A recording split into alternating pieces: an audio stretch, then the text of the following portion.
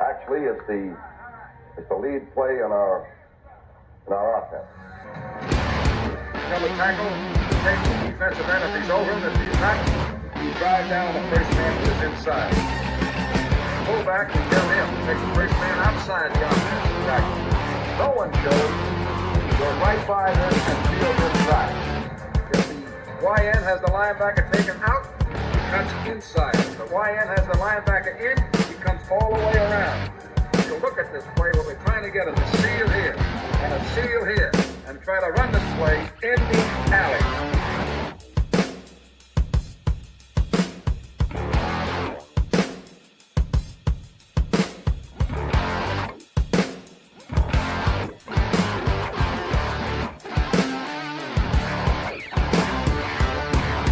Good morning, everyone. Welcome into Packers Total Access. My name is Clayton. You can check us out on packernet.com. You can find me on Twitter at Packers_access. We're doing a little Chalk Talk edition this morning.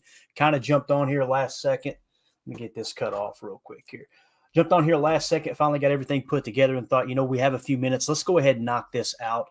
Don't expect a crowd in here. However, whoever is in the chat, just understand we're using NFL films, so the stream may go down temporarily, but it should come right back. The reason being is it's detecting copyright material, and of course, it's allowed to be used, but when you go live, they're very, very nervous about something getting out there live that shouldn't be, right? So what's going to happen is the stream may go down temporarily, come right back. However, when you watch this later, you'll have the video in its entirety, and then obviously the audio form on podcast will be flawless as well as far as that goes. So with that being said, we do have some people in here in the chat. We got, let's see, Carly Ray in here says, real early today. Yeah, we had a few minutes. Going to try to spend the day with the wife. So going to try to knock this out real quick. And then we'll be back tonight for Packers Total Access Live with, of course, Paul Brettel, our Packers insider. Look at this. We got Dakota in the house. All right. Let's get it done early. Yes, sir. Eric Sutherland in here. Paul Robertson. Perfect. Was looking for something to watch, and here we are. Great time. And hey, glad you're here, Paul, for sure. And Dilo in the chat just says, yo, what's up, guys? So, all right. Paul, like I said, man, just if the stream goes down, be patient. It'll come right back up. It's because of the copyright stuff. But with that being said, what we're going to do is break down the Minnesota Vikings tape, right? And I've combed through this one about 6 times. And I got to be real. There's some, there's some good, right? There's a lot of bad, but there's some good. And when I say some good, I like the direction that the play calling's going in. And the reason being is because we're removing a lot of the sift action, right? We're removing a lot of the pulling offensive line. It seems like we've gotten back to the bread and butter of inside and outside zone run, right? Mainly inside zone. The only problem is some of the RPO looks. There's some issues. You'll see it right off the bat. And understand, gang, that the whole purpose of doing Chalk Talk, yes, it's to show the details, right? And actually draw up what the play was designed to be. To the best of our knowledge, I want to put this disclaimer out there. In no way, shape, or form am I trying to say if someone else sees this play different than me, that I'm right and they're wrong. This is just how I see it. Draw your own conclusion and go with it from there. But the point of it is to go into chronological order and show you exactly how the game unfolded. One of my biggest pet peeves, especially on social media, is how people they'll just kind of cherry pick specific plays or cherry pick a specific screen grab. And you have no context of when that play happened and the result of that drive. I've seen it numerous times this year. People will do screen grabs and be like, oh, this is the problem. And then you go watch the tape and you find out that play happened on a drive that stalled on defense. So it didn't even lead to points. Or on offense, they may show a big mishap. And then you find out once you go back and watch the tape that same drive, we actually scored points. So it's like, to me, those don't have as much of an impact. Is it an issue? Yes. But when people try to approach it that way to get their narrative across, that's just something I can't get down with. I'm just going to be completely honest. But with that being said, we're going to go in chronological order. Unless I screwed it up, hopefully we've got everything in order. And we got Dilo in here, so now we can get started. Right, Dilo? Go, Pack, go, man. All right, here we go. Let's do this. Hopefully, I'm assuming you guys can hear me. No one said, hey, Clayton, you don't have any audio, so I think we're good. So let's roll with it. Let's start off right here. This is the opening drive, okay? I believe this was a 3rd and 1 play, all right? This is one that got a lot of talk, right? And we'll just kind of roll through it here and show you what we've got. First of all, we're in an 11-gun nub left, all right? 11 gun, nub left, T same. All right. And I put absolute chaos, and you'll understand why. First of all, 11 gun, 1 running back, 1 tight end. Nub is simply when the tight end is by himself attached to the line, or at least in a really, really close split to the line. They're the only receiving target on that side of the ball. Okay. So typically when you hear nub left, some people will go, isn't this trips right? You can say trips right. But if you say nub left, it means there's no other receivers on that side of the field. Therefore, you're not having to explain anything else. It tells people that it's got to be trips right. Okay. So in some cases I'll include it, others I won't, just to kind of mix it up. But again, when you say nub left or nub right, it means there's trips on the opposite side in an 11 gun look. Okay. So 11 gun, nub left, T same, meaning the running back is on the same side of the field as the tight end. I put absolute chaos in all caps, and you'll find out right now. Let's roll the tape. Bang. Yes, that's right. Your quarterback dropped back and no one ran a pass route. All right. And of course, he throws this dime off his back foot, but it doesn't matter because there was actually a penalty. And it is amazing to me how many people actually looked at that play as a positive. Like, whoa, did you see that throw? If you're trying to train your quarterback and draft a quarterback and build a game plan around someone making a fadeaway throw into coverage, I'm sorry, you're not going to see much success. And I'm not suggesting that LaFleur's doing that. I would 110% guarantee you he is not doing that. But the reason that I mention that, gang, is because people get excited about those off-platform throws and all that. And to me, I don't get excited about them. I want someone who's 3-step drop, back foot plants, bang, the ball comes out on time, accurate, within the scheme of the play. Now, when things break down, yeah, it's great to have someone like that can make a secondary throw, or a off-platform kind of secondary movement throw, right? But to me, it's not that important. So, again, though, we got ineligible downfield. So let's talk about why we got ineligible downfield. Now, there's been a lot of talk, a lot of chatter on Twitter about what this play call actually was. Okay. I had one guy tell me that he thought that Jordan changed the play as soon as they broke the huddle. He rubbed his chest and nobody's seen it. I think he was personally putting a mouthpiece in and wiping his hand off. I could be wrong there. But nonetheless, the important part to me is some people are saying this is supposed to be RPO, right? And if it was an RPO, then I think the RPO they're referring to is Aaron Jones out here in the flat and these guys block, right? And that's going to be the RPO action. You've got a run action here, okay? So you've got an option to run pass. If that was the case, then you wouldn't see these two guys getting downfield and getting called for ineligible. Now, some people say, well, the ball would have came out before you got ineligible. I disagree. Let's roll the tape. What I want you to key in on first here, okay, is watch these two guys on the end, your nub tight end and your tackle. Keep an eye on them, all right? Roll the tape. Look at how Rashid's getting downfield. Guys, that's not an RPO. I'm sorry. I mean, if it is an RPO, he's expecting them to run the ball right here, right? Now, here's the other thing. In order for this to be an RPO, someone had to miss an assignment, right? And what I said on Twitter was everyone else on this play is run blocking. He's run blocking. He's run blocking. He's run blocking. He's run blocking. He's run blocking. You could say that they're RPO blocking, but it's still technically a run block, right? So all these guys are run blocking. Watch them. And they're like, well, they didn't get downfield. They're running a zone run, okay? On zone runs, unless it calls for you to get to the second level, it's not just default that someone's going to the second level. The whole goal is to marry everything up. A run and a pass should look like the same exact play, right? That's the goal. Now, when you look at A.J. Dillon, I want you to key in on A.J. Dillon here this time. Watch A.J. Dillon. Simultaneously, I'll roll it slow. Watch these three guys. Okay. I'm going to clear it. Watch AJ. AJ's expecting to get the ball, right? Now, if there was a pass aspect to this, what would AJ do? He's literally looking back going, oh, crap, what's going on? Watch him glance back right here. He kind of looks at Jordan out the corner of his eye like, what are we doing? You got a free blitzer at the quarterback, right? Now, why would they let that guy free run? Because they're expecting an inside zone run. Right? It's the same principle of when you sift into the run side or away from the run side, you let that edge defender go because you're trying to gain a hat at the next level. That's what you're seeing here. All right. That's why I think it was a run call. Now, the people who are defending Jordan Love and saying, nope, this RPO, the only way it can be an RPO is if you can magically read someone's mind and say Aaron Jones didn't run his route. You're going to have a hard time convincing me that 3 other players got it wrong, okay? Everyone else on the field is run blocking, right? And A.J. Dillon's looking back at the quarterback like, what are we doing? Why didn't I get the ball? You understand how people are going to extreme levels, extreme measures now to defend Jordan Love. I'm not a Jordan Love hater. I think he's shown some really, really good flashes. He's shown some bad ones too. If you see it, you got to say it. But in this situation right here, I'm sorry, man. You're not going to convince me to just give him the benefit of the doubt. The only guy on the field that didn't treat this as a running play was the quarterback. It's hard to convince me that Aaron Jones blew his assignment.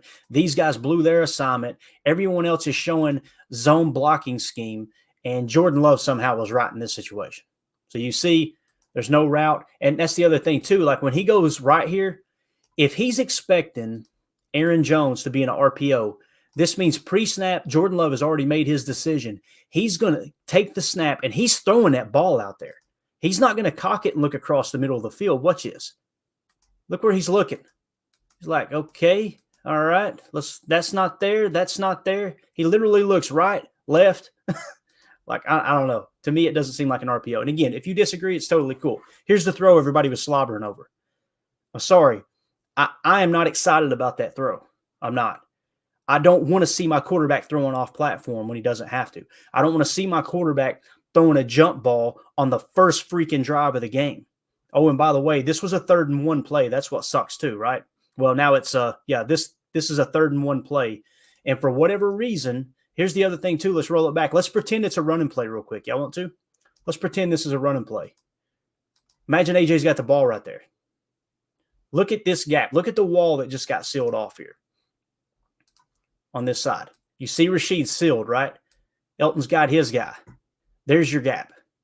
And some people would say, oh, this guy would probably make the tackle. I'm sorry, if he's hitting AJ from the side, AJ's got momentum, he's picking up that first down.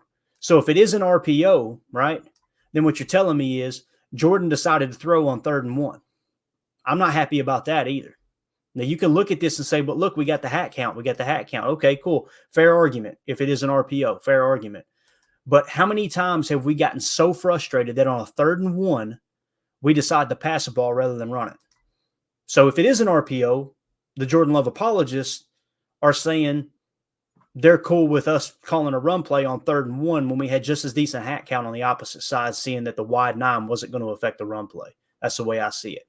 So again, you get your penalty, ineligible downfield. So now you go from a 3rd and 1, right? Here's a better look. I should have played this one too. We're spending way too much time on this one play. But again, look at this. Look at Rashid, right? Also notice Elton. Look how he's kind of driving that guy to the side, right? He's opening that gap for A.J. Dillon. And look at Jordan's eyes where he's at. Why is he looking left here all of a sudden? Look, he goes right. He's not throwing that ball, right? Aaron Jones is out here blocking. Now he looks left. Now you got your free runner. But again, if this is a running play, look at this. A.J. gets the ball. He's right into this gap right here. And you got a first down. So that's why I don't like the play call. If they're giving Jordan all this freedom at the line, which it sounds like they are, I wish we would tone that down a bit because, again, I think right there it cost us a first down on the opening drive. Now, we also get a penalty, right? Ineligible downfield. That's the other thing, too. I need to do this real quick. I'm sorry. God, we spent way too much time on this play. But these are the things that are happening that people go, oh, this is a mess. Jordan Love ain't doing anything wrong. And I'm going, bro, this is just as much on him right here. So you could see, right, the reason we get called for ineligible. There's your line of scrimmage. If it was an RPO, he's already beyond the line of scrimmage. It's already ineligible downfield. So Rasheed Walker, it's either Jordan Love was wrong or Rasheed Walker and Aaron Jones were wrong. But you can't have it both ways. So that's kind of how I see that play. Again, I could be wrong, but nonetheless, I think we would all agree that's absolute chaos, right? The first time that I've ever watched a football game in my entire life, and I'm not exaggerating, my entire life, where a quarterback dropped back to pass and there were zero pass routes. Some people said they thought it might have been a screen left, but you didn't see the screen set up. And I didn't even mention it. I didn't comment on it. I don't want to try to prove people wrong. I'm just simply saying, you've got to have blockers out there for that to be a screen pass. You can't just say it's a screen pass because the running back looks like he's confused. You know what I mean? I mean, you can, but again, that's not the way I'm going to approach it. So, all right, 3rd and 6, right? We get back up 3rd and 6. So opening drive, guys, the reason I'm showing this and spending so much time on it, this has been the big struggle for the Green Bay Packers. The big struggle for the Green Bay Packers has been opening drives, right? And here you are, opening drive, 3rd and 1, you decide to pass the ball, or the quarterback decided to pass the ball while it seemed like everyone else was looking run. And now you're in a 3rd and 6. So you back yourself up. This is one of the many penalties, right? Many penalties. And I haven't seen people highlight that specifically in with the result of, hey, here's the outcome of how that play developed. It's because people immediately go to the argument, oh, this isn't Jordan Love's fault. Okay, got you. Well, now we're facing a 3rd and 6. So in the 3rd and 6, we go 11 gun empty, strong left T boundary, 2 vert T choice, Y cross Ohio. All right. First of all, 11 gun empty. There's your running back. There's your tight end. Obviously, it's empty. The running back's flexed out. So we say T boundary, right? There's your boundary. Why is he boundary? Let's talk about that real quick. The boundary is the short side of the field. We're on the left hash. So that means this area up here is your boundary. Okay. And you see the far side of the boundary. It is Aaron Jones right there. Okay. So 11 gun empty, strong left T boundary. We're going 2 vert T choice. What that means is these are designed to be verticals routes. Okay. And actually he's going to kind of work himself inside. Jones has got a choice route. He's going deep too on a 2 vert, but he's also got the opportunity to sit down in here if for some reason these guys decide to bail out, right? And that's exactly what happens, okay? And we've got Y cross. So let's draw it out here again. You got your 2 verts, right? You've got your Y cross, which is going to be your tight end. Musgrave's going to work a little crosser, okay? And then you've got Ohio, all right? And with Ohio, it's essentially, I think that's the look right there, I believe. I get Ohio mixed up sometimes. It might be the opposite. I believe that's correct, though. Okay, so that's going to be your Ohio look, all right? Now, it was a free play, and it was a throwaway, or it was horrible accuracy, okay? And the reason I say that's because, first of all, when you get the free play, you're going to see the guy jump right here. Great job by Jordan. He's got that ability. That's a plus on his resume. I don't want to say he's mastered it. He hasn't mastered it, but he has really, really, really developed his ability to get the opposing defense to jump off sides. Now the question is, can you maximize it, right? And the reason I say it's either a throwaway or horrible accuracy is it's because you had options, and it's like right off the bat, he knows, okay, I'm just going to go to Jaden Reed. Now listen, yes, in most cases when you've seen Aaron Rodgers get a free play, he just chucked it up into coverage. But the reason being typically was because there was just one vertical route unless everyone else caught on and everyone did just go deep, right? In this case, he's got 3 options, really 4 options on this play. And I want you to look where he decides to throw the ball. That's where he decides to put it. You're not going to convince me that's okay. And people go, well, it was a free play, man. You just throw it up there and pray for something. Well, out here, you had a better matchup, first of all. And when we roll it back, I think I've got the all 22, so I'm going to roll it forward here. I want you to see some of the other options he had. And this is what I mean by decision-making. You know, the people that are pretending like he's just, he's fine on decision-making, he's not making any mistakes, is just silly, right? So, again, these are going to be your routes, right? Your Y cross, and then you've got Jaden Reed going deep, and then your Ohio look, okay? So, when you look at this play, and it may be the Ohio dig might be a little bit deeper, and also you've got Jones who's just going to come out here and sit as soon as this safety right here bails, all right? So I'm going to show you multiple options. First of all, if I come to the line and I've got 3 targets on the left and I get them to jump, why in the world are you settling for this route right here? Why? Why not throw to the side where you've got 2 routes? Immediately take your eyes to that side of the field, read the safety, and either look for this choice or just chuck it up to Christian Watson. You like your chances there more than the other side, in my opinion. Now, with Musgrave, here's the problem with Musgrave. You're going to see Musgrave try to break open, all right? And he really does. And the problem for me is now he gets a little bit of pressure in his face, and we're going to talk about the pressure here in a second. But as we roll this tape, key in on Aaron Jones at the top of the screen. All right, you'll see the corner. Bell, look right here. Look at this right here. Wide freaking open. Look who else is coming open. Luke Musgrave. Oh, here's a third option that's wide open. But again, people will say, well, as a free play, you just chuck it deep. I'm cool with you chucking it deep. But why not put your eyes on the 3-target side? And it's okay to throw to a crosser. It's okay to throw here. And the reason I mention that, guys, is because these are the little things that matter. This mindset of, just take a shot, it's a free play, rather than, hey, let's pick up the first down. Which one is actually open, right? You've got a first down here. You've got a first down here. I'm going to say this one isn't a first down on the crosser because he's got pressure in his face, right? But again, his mindset completely shifted to, I'm just going to throw it deep to Jaden Reed. There was no reading. Where's the matchup at? Hey, where's our hat count? There was none of that, in my opinion. And now I'm going to show you why the pressure got in his face. And if you're a Josh Myers defender, like this, like Adam Stenovich and now Brian Gutekunst is, don't watch this right here. All right. So Myers sets 44 as the mock and completely guessed wrong. And I'm going to explain to you what I mean by that. First of all, we're talking hat counts, right? We're talking hat counts. What I mean by hat count, let's divide this in half here, okay? Where is your hat count? Everyone under the moon will tell you guys that the toughest pressure for a quarterback to handle is right in your lap, right in your face, right? So if there's ever a chance that you're gonna put less protection either on the edge or up the middle, you're going to put less protection on the edge because the quarterback can make that guy miss. The quarterback has a little more time before they get there. But when you've got pressure, literally hitting you right in the face, that's a whole different ballgame. So what do I mean by this? 1, 2, 3, 1, 2, 3, right? So you've got there right here, you see the hat count. It's 1-on-1, right? Okay. On this side, let's look at the hat count. 1, 2, 3. But this 3 is way out here in a wide 9. So as a center, if you come to the line and you don't know which one of these guys are blitzing, right? These guys are all showing blitz here, right? You don't know which one's coming. You have got to set this protection, in my opinion. You're going to have to set it with 58 as your mock. And what that simply means is Josh Myers has got him, he's got him, he's got him, right? And that means that Elton would have him, and he would have him. And now Jordan, of course, Jordan's not involved in the protection, and that makes things really, really tough. Jordan now knows this is the free runner. And guess what happens there? There's your hot. Now, if Harrison covers him up, Jordan's got to make a secondary, a second action move. He's got to, right? But again, in my opinion, well, it's pretty much factual now. You could tell the mock is 44 right here.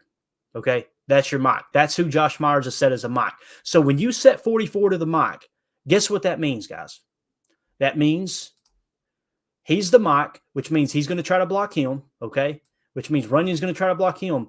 You now have a free runner somewhere over here, okay? Why not make this the free runner? Why not make the wide 9 the free runner?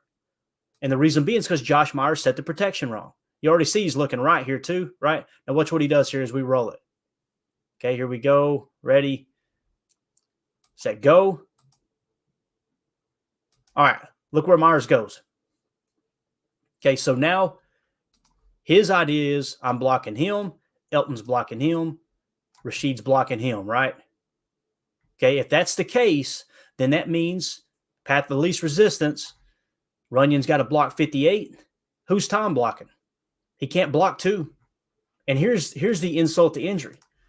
Watch these two guys. They mugged the A gap, right? And now they're bailing.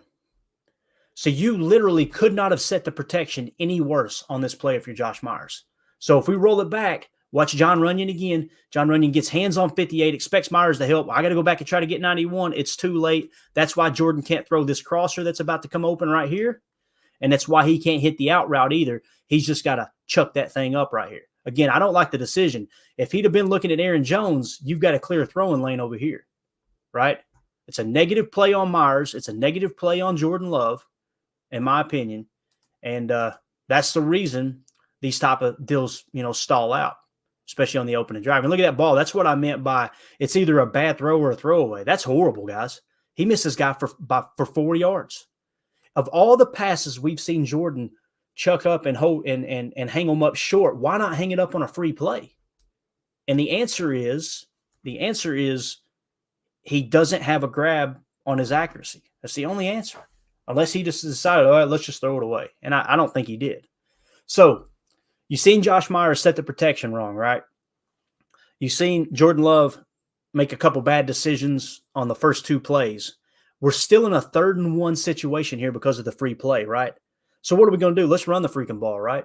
Let's run the ball.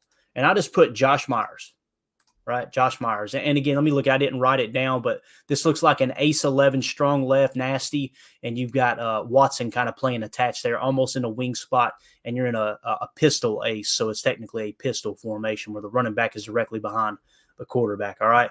Watch Josh Myers. Keep your eyes on Josh Myers right here. It's kind of hard to see in this angle, and I got a better angle for you. Look at that.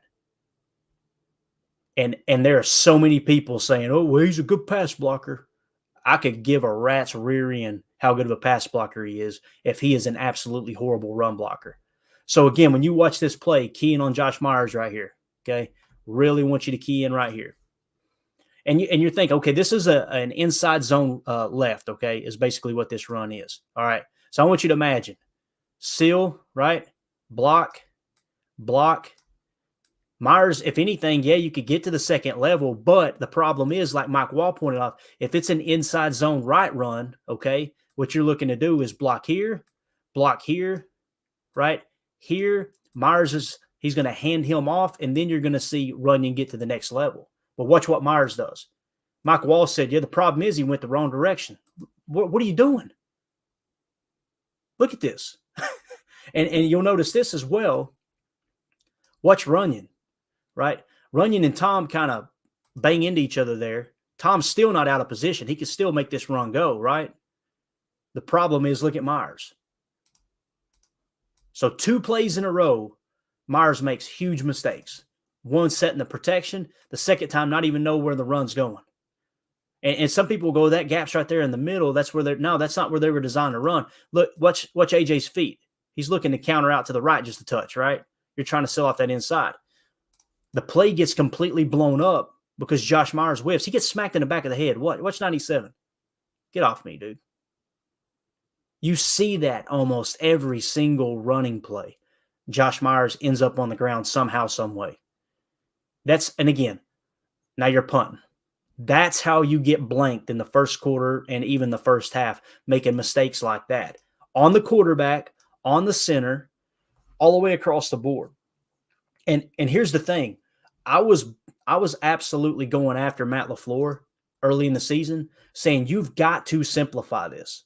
You have got to simplify this offense. You guys heard me say it over and over and over.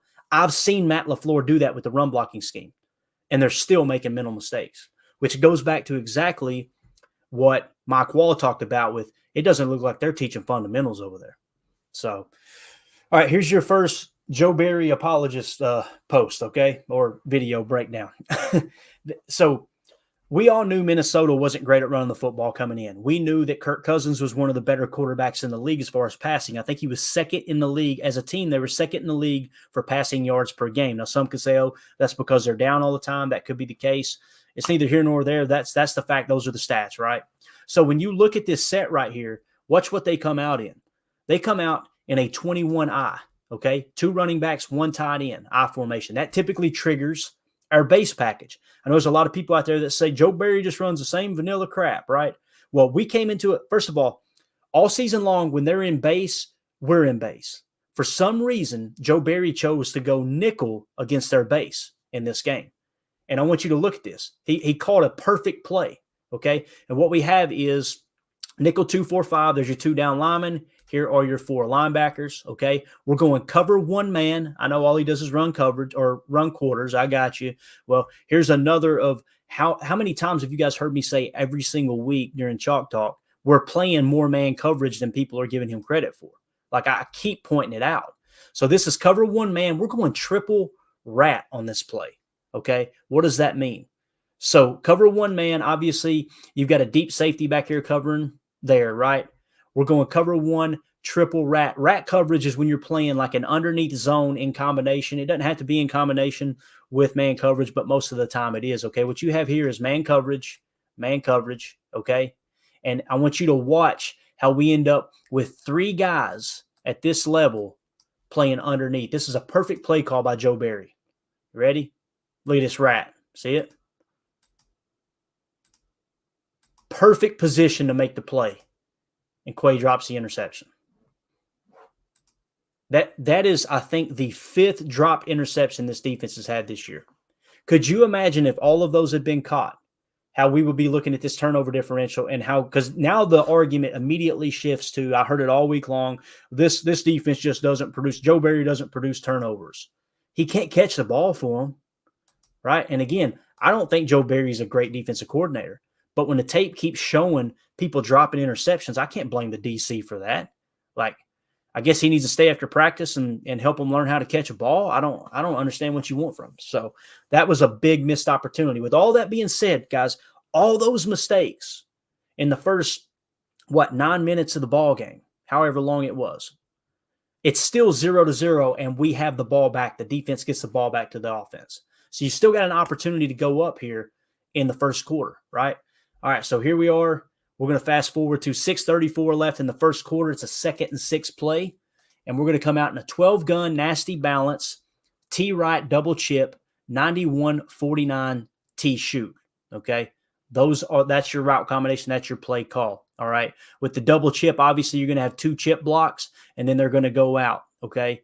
With the 91, let me pull my route tree up. I'm not even going to pull the route tree up. We'll just play it here, okay? Your T-shoot, obviously, is a shoot route on a diagonal over here. Let's see how this play develops. Let's roll the tape.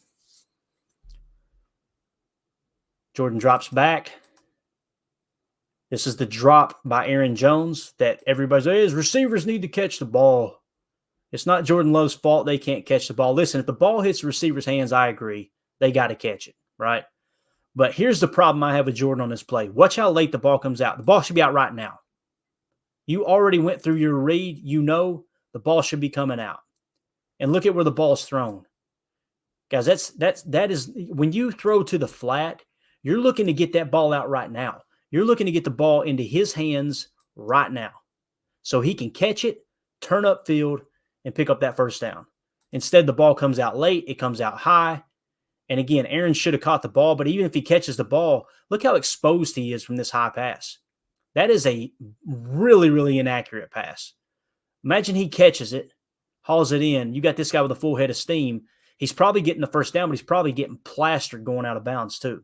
So again, negative play for Aaron Jones, but also a negative play for Jordan Love.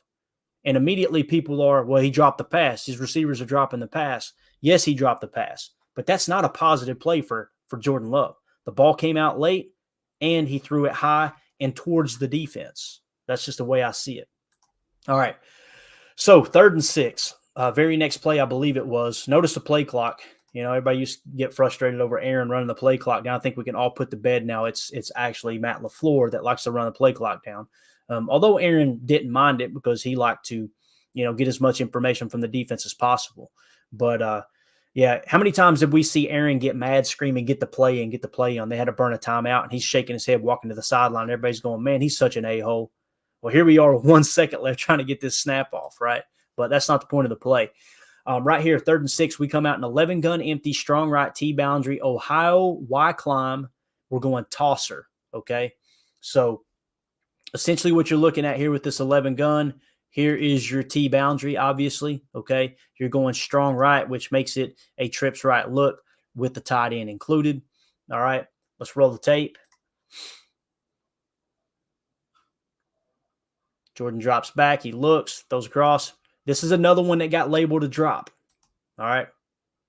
So he's going to the Y cross, right? And you can see what they're trying to work here is they're trying to work tosser in conjunction with Y cross. Okay. So I don't hate the read here, right? So you're going a little crosser, and then tosser is a route concept where it's basically 2 slants back to back. Okay. I want you to focus on Dobbs. That's probably the guy you want to throw the ball to. I don't mind him going to Luke Musgrave, but it's good coverage. I mean, watch this. Right? There you see the tosser develop. Look at down here. If he just takes his eyes through his progressions and looks right, you've got Romeo Dobbs open for a first down. So instead he decides to go to Musgrave, right? And it gets broken up. And immediately people, on Twitter, Musgrave with another drop. Jordan can't do anything with this offense. Watch this. Not a bad throw. Could have been a little bit further out. But I want you to look at why it falls incomplete. If I could take it a little bit further. You see that black right there? That is the defender's hand on the tight end's hands. People were like, oh, hit Musgrave in the face. He can't even catch a football. No, wrong. The defender made a play on that ball. And again, why am I bringing that up? Real simple. If you go back and watch the evolution of the play here, look at Dobbs at the bottom. Sets him up outside. Bang, good release. Right there is your play. If you look here, first of all, you've got Musgrave open, right? But you got to put it a little further out here, and he doesn't get a hand on that ball or the hand on Musgrave. But also look at Dobbs here. So I don't know. I don't think it's a horrible play for Jordan Love, but this picture that people have painted that this is just a drop by Musgrave is inaccurate. The defender got his hand on the ball on his hand and broke it up, and you had a better option in Dobbs on the front side. Again, you'll see it again right here. Bang, bang. Smacks it out. See his hand right there on his hands. So it wasn't just hitting Musgrave in the chest. The defender made a good play on the ball. Again, I don't hate the decision by Dobbs, but I'm not going to sit here and bury my head in the sand like so many other people and go, well, there wasn't another option. There was a much better option on that play. All right. Let's now fast forward to 4 minutes and 5 seconds left. Obviously, we're still getting shut out. They're now on our side of the 50. We're on defense. We come out in a nickel 2-4-5, cover 6, zone match, green dog, and Jair gets absolutely cooked right here, okay? So, again, with the cover 6, what I'm seeing is down here at the bottom, if I remember correctly, you're going to have deep quarter. There, it's a zone match, so there's certain principles. We don't know exactly what the play call is and how they would match it. The green dog is real simple, that if a certain guy doesn't go out, then a linebacker is going to blitz. One of these backers are going to blitz, okay? And then out here, I believe, is where Jair is. Yeah, right here is Jair. I think that's Jair, if I remember correctly. Let's roll it here. Is that Ja? I may have gotten this. Yeah, that's Ja. So you can see he's kind of playing this cloud over here, right?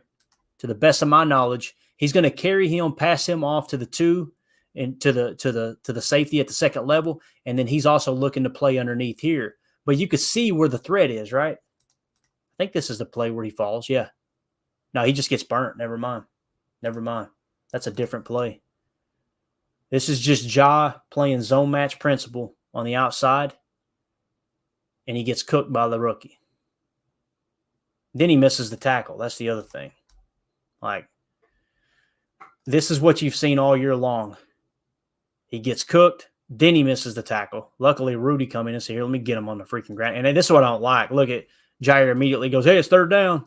You got cooked and missed the tackle, and you're gloating about third down. I have a hard time believing that's just him communicating. But you guys know I've grown pretty sour on Jair here lately, man. It sucks because he showed so much promise. Hopefully he can turn it around. Hopefully it is just the back. I don't know. But all right, so 3rd and 1 play. Nickel 2-4-5, cover 1 man. We're going triple rat again. You've seen this all game long, and we're only rushing 2 on this play. This is wild. We're only going to rush 2. If I remember correctly, these are the 2 we're going to rush. And essentially what you're playing here with triple rat is you're saying, okay, obviously they're in an empty set. To me, I think this might have been a check. Remember when we talked about there needed to be a check at the line whenever they go empty? You guys remember us talking about that? And I think Joe Barry even mentioned it. I think that was the look here. They come out in an 11 personnel, and I believe what happened, they came out in 11, they went empty, so we checked to this, which was rush 2 triple rat. Do I love the call? Absolutely not. I don't. But when you're telling me you're only rushing 2 and there's a guy this open, there's a blown coverage somewhere. I'm sorry. And if you roll it back and look where Hawkinson comes out at, okay, right here's Hawk. They love people. It's on tape now, guys. It's on tape that if we run these tight trip sets and we run bunch and half diamond and all that stuff, it's going to give this defense fits. Now you see them communicating, right? You've seen Keyshawn communicating. You see Rasul looking back at him. They're talking, right? They're trying to figure this thing out. As the ball snapped, you'll see Hawk run the wheel. You'll see the guy that was on Hawk get completely walled off, and now it's just on Nixon to try to rebound. Okay. So again, I don't know all of the rules and if this was illegal or not, but you'll basically see their receiver block on a passing play. All right. Right there. Watch him. I mean, he literally just runs through our guy, knocks him down. And of course, Preston is playing back in coverage too. That's how you get all those guys into coverage. So a blown coverage somewhere. Again, if you had told me, all right, man, we with 100% certainty know that this is a passing play, right? And we're going to drop, 9 into coverage and only bring 2. I would go, all right, well, everybody's covered. Just watch the quarterback, make sure he doesn't scramble. Again, I don't love the play call, but just make sure he doesn't scramble. He literally took the snap and had our open receiver immediately. That is someone blowing an assignment. And it could have been Sewell, I'm not saying that led to them trading him. This was definitely Sewell's worst game, and you guys know I am totally against them trading Sewell. I love Rasul Douglas. I think he was a great piece to this team. But anyway, just mass confusion right there. All right. So they're up 7-0 now, right? We get the ball back. Offense is back on the field. 2nd and 5. We go 11 gun empty, strong right, T curl or T weak, X curl, slot cross, double leak. All right. So again, 11 gun empty. We're going T weak. So the T is on the weak side of the field, which is A.J. Dillon kind of playing this wing up here. Okay. And essentially what we've got is X curl, slot cross, double leak. All right. Your X is your receiver opposite your tight end on the line of scrimmage. So this is your X. Okay. So he's going to run a curl. All right. And then you're going to go slot cross and double leak. So slot cross, as you guys know, is a crosser with a dig on the backside. They love this concept. They've run the crap out of it this year. Unfortunately, we ain't been able to hammer the dig as much as we want to. I think it's because we're seeing a little bit of panic in the quarterback play. That's just me personally. So your X curl, your slot cross, and then you're going double leak. So these guys are both going to leak out underneath. Okay, so you've got plenty of options here for Jordan. Let's drop back, see what happens. You can't hold the ball that long. You just can't. You cannot hold the ball that long. You've got to have better pocket awareness. Let's watch the clock at the bottom. Start at 13. 1, 2, 3, 4. He got hit at the 4-second mark. I mean, you can't expect to hold the football for 4 seconds. That clock has got to go off, and you got to get out of the pocket. And imagine he does roll right here, okay? And here's the thing. You're going, oh, Clayton, well, he didn't see anybody open. Why did he not see anybody open? Because he's probably looking too far down the field. I want you to look at the options he has. Look up top. Guys, this is a 2nd and 5 play. Look at AJ. If that ball comes out on time, you've got him. Look right here. Look at Musgrave at the bottom. But where are Jordan's eyes?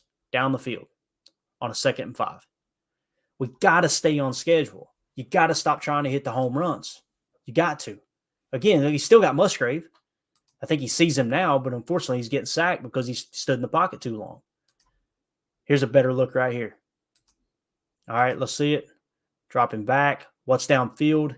You got a window right there for Jaden, actually. I don't like the throw, but that's where he's looking is right here, right? See how all that opened up? They look like they're playing 2 on the shelf, which means middle open, not middle closed, right? So you're looking there. If at this point you haven't pulled the trigger on that because you got to be anticipating him coming across the middle, then you got to be looking to your checks. You got to be, right? You'll see, drops back. It was there, but I don't like the throw because if you're reading body language, you can see this he's already kind of fading back in that area. But go to your check down. It's 2nd and 5. Stay on schedule. Instead, you take a sack. That's on Jordan. Sorry. So, dang, what did we see at the end there? Let's roll it back. Let's see. Oh, yeah. No, maybe not. I was going to say the slot cross. I mean, there is a pretty big window there, but he's already getting hit. You can see the window there for the backside dig, or the dig rather. So, anyway, got to take your check downs. Refuse to do it. Absolutely refuse to take check down. So it's still 7-0. Now we're in the second quarter, 13:56 left. We come out in a nickel 2-4-5. We're going to run a weak TE cover 3 spot drop. All right. That's what we're going to be running here. So when we say weak TE, what are we talking about? The weak side of the formation. You see the bunch up here. That's what I would consider the strong side. Hawks up top in that bunch set. Okay. And when we say weak TE, a TE stunt, let me get back to some color here so you guys can see it. A TE stunt, the way that works is the tackle goes first. The first letter goes first. The second loops. Okay, so with a TE stunt, what this tackle is looking to do is go ahead and then allow the end to loop off of him. Okay, so his goal is to occupy 2 people. All right, and then allow Gary to try to get a free run at the quarterback here. We're going cover 3 spot drop. If I remember correctly, these are going to be your cover 3s. Okay, on the outside. It may be Nixon. I can't remember. And then, of course, Ja's going to have cover 3. And with spot drop, you're simply dropping back and covering a zone, right? And I want you to really key in. You'll see it better on an angle here in a second. Watch Devondre and watch Jair Alexander here, okay? So you're going to see a converted pass across the middle, and you're going to see why on the next angle, right? Right here, you're going, dang, how did he get that open, right? I want you to roll back. Imagine I'm telling you to play spot drop here, okay? Both Jair and Devondre Campbell. Meaning, if there's no threat out here, then just drop into coverage and play a little zone, right? So with that, if that's the case and they're working in conjunction with each other on spot drop, right? The only thing that could screw that up is someone attacking down here, right? This receiver is going out in the route. He's the one that they're going to hammer to, okay? So what is the threat? The running back, right? Did the threat get out here in the flat? And how did they get that open? How did he get that open on the dig, right? I'll show you right here. Look, there's still no threat. There's nothing on the bottom. So how did he get so open? This next angle is going to answer that question for you. All right. Watch this. We know what this receiver does now. We know now there's no running back down there, right? Watch Jair and watch Devondre Campbell. What are they breaking on? Look at both of them. What did they see right there? Like, there's no threat on that side of the field, and they both break. What's that tell you? They're not thinking scheme. They're reading the quarterback's eyes. The quarterback walked them over in that direction with his eyes, and they know there's no other option over there. It made no sense. You know the drill we see in training camp where and I'm not suggesting they should stop doing this. Listen, I'm not a coach, okay? I'm just a stupid fan that likes to break down the tape. You know, they do the drill where the coach, tells them back, right, left. They're teaching them to read the eyes, right? That's the whole purpose. Sometimes they'll do it with a football in their hand and they'll turn their head and they want the DB to go with the head turn. The problem is you've got to have the situational awareness. You got to have the football IQ to know there's no target over there. You got faked out for no reason. This is a perfect play call. Right here, Devondre should be covering it. He should be latching on and covering that up in spot drop because there's no other threat in his zone. Jair has nobody in the freaking zip code with him. So I don't know what he's doing. But they both bite. That's just enough. There's the pass. First down. Joe Barry's a moron. So makes no sense, man. Makes no sense to me at all. All right, so 1st and 10, a little later in that drive. They're now moving the rock. They're down to the 32-yard line. It's 12:31 left in the second quarter. 1st and 10 play. Minnesota's up 7-0. We come out in our 34 jam, right? 34 playing head up over the center in a zero tech, maybe a little shade. And then we're going to do cover 3 spot drop once again, right? Drop. I think he's dropped. And I think you got a safety deep down the field right now. These guys are just dropping in the zone, okay? They're just dropping in the zone.